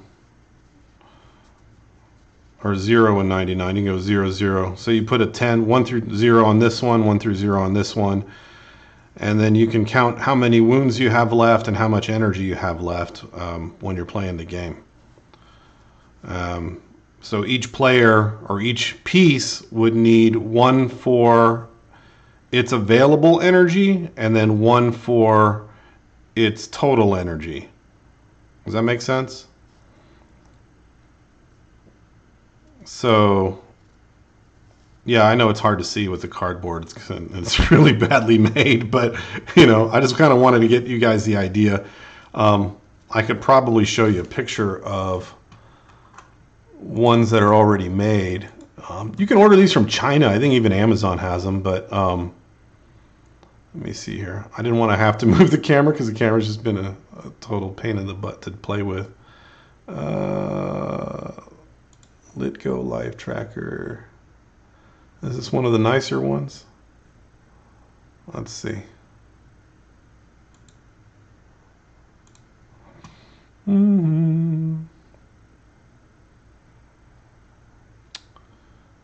Let's see, Raggy.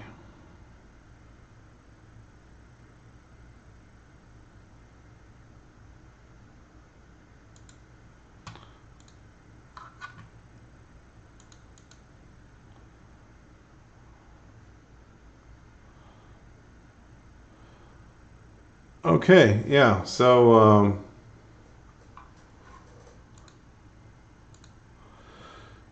this is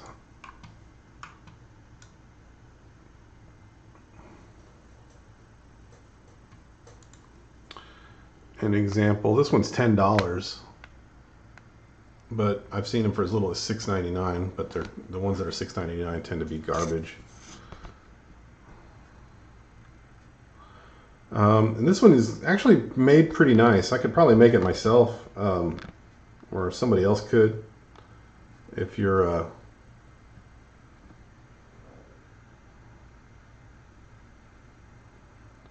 yeah, hey guys. So, yep, there it is. So same concept. You've got the dials. You dial the 9, you dial the 0. You've got the numbers. This one's a real nice fancy one made of acrylic, and it's got magnets in it and stuff. Looks like they make some other cool looking one. This one's $6.99 with individual dials. So yeah, so you know, they make all kinds. Oops.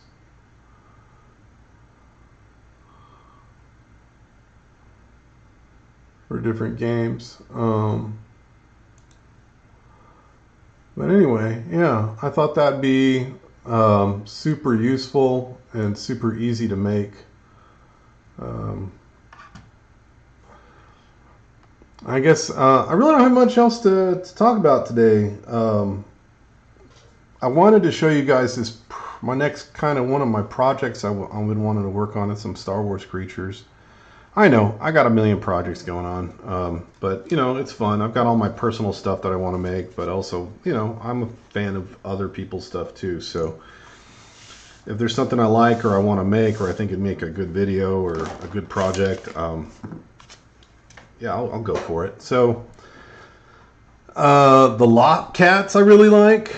these little icicle foxes are pretty cool, but the one that I thought was real cute and kind of funny was this dude.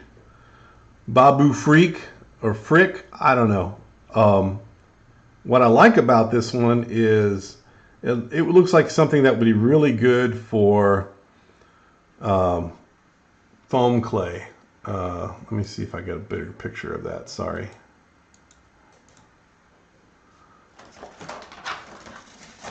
I know it's out of focus. Hold on.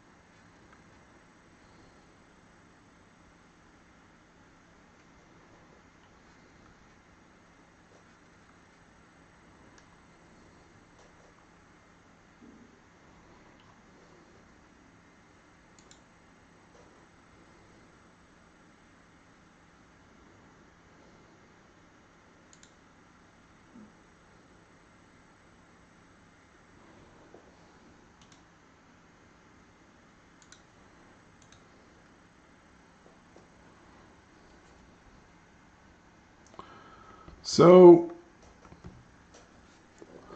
apparently this guy's 3D printed.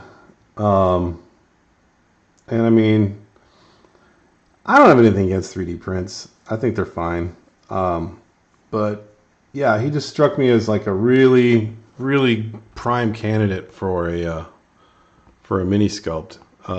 The actual character on the film, not that I, and don't get me wrong, I don't know what anybody else's individual opinions are about the Star Wars films.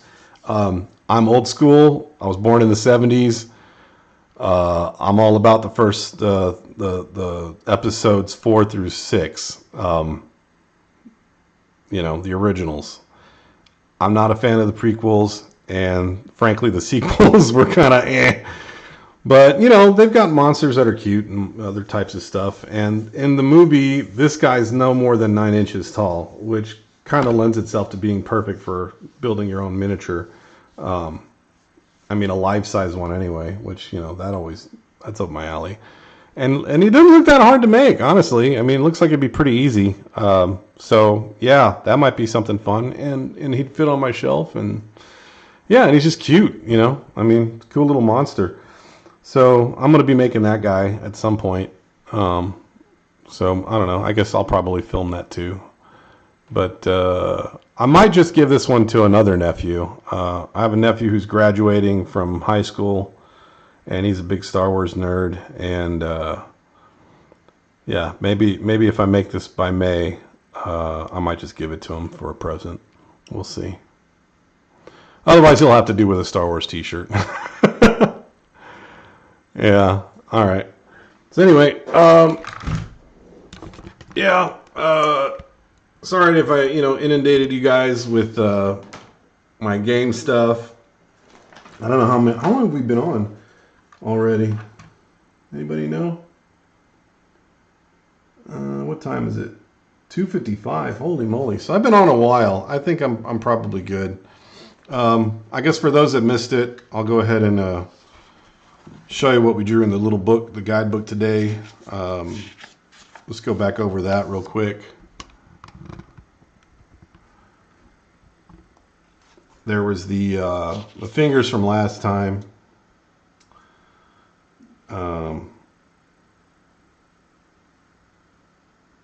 There we go.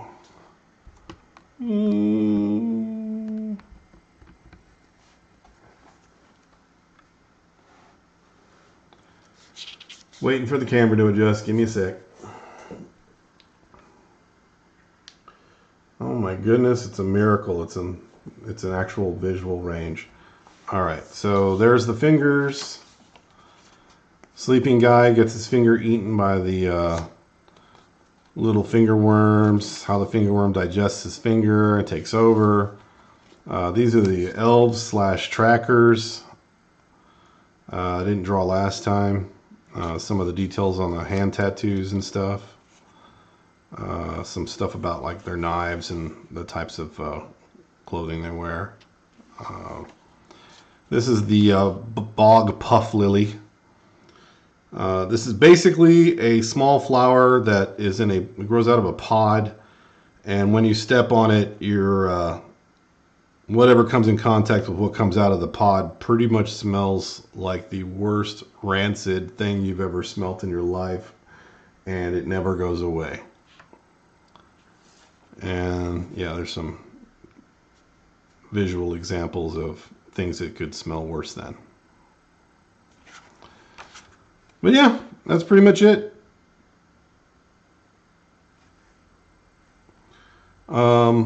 I guess we'll catch up with you guys later. I know Andy's probably doing another stream in, Lord, probably a few minutes. So I better go ahead and get off. Thanks so much for everybody that stopped by. Like I said, if you want a copy of that backstory on that game, hey, even if you're not into games, if you're into fantasy stuff, it might be a good read for you. Besides being an artist, I'm a halfway decent writer. Yeah, let me know what you think in the comments. Like and subscribe if you haven't already, and we'll see you again. Signing off. Bye-bye. Adios. Auf Wiedersehen. Aloha. Das vidania. What other one? Bon nuit. Bonsoir. Arrivederci. Yeah, later.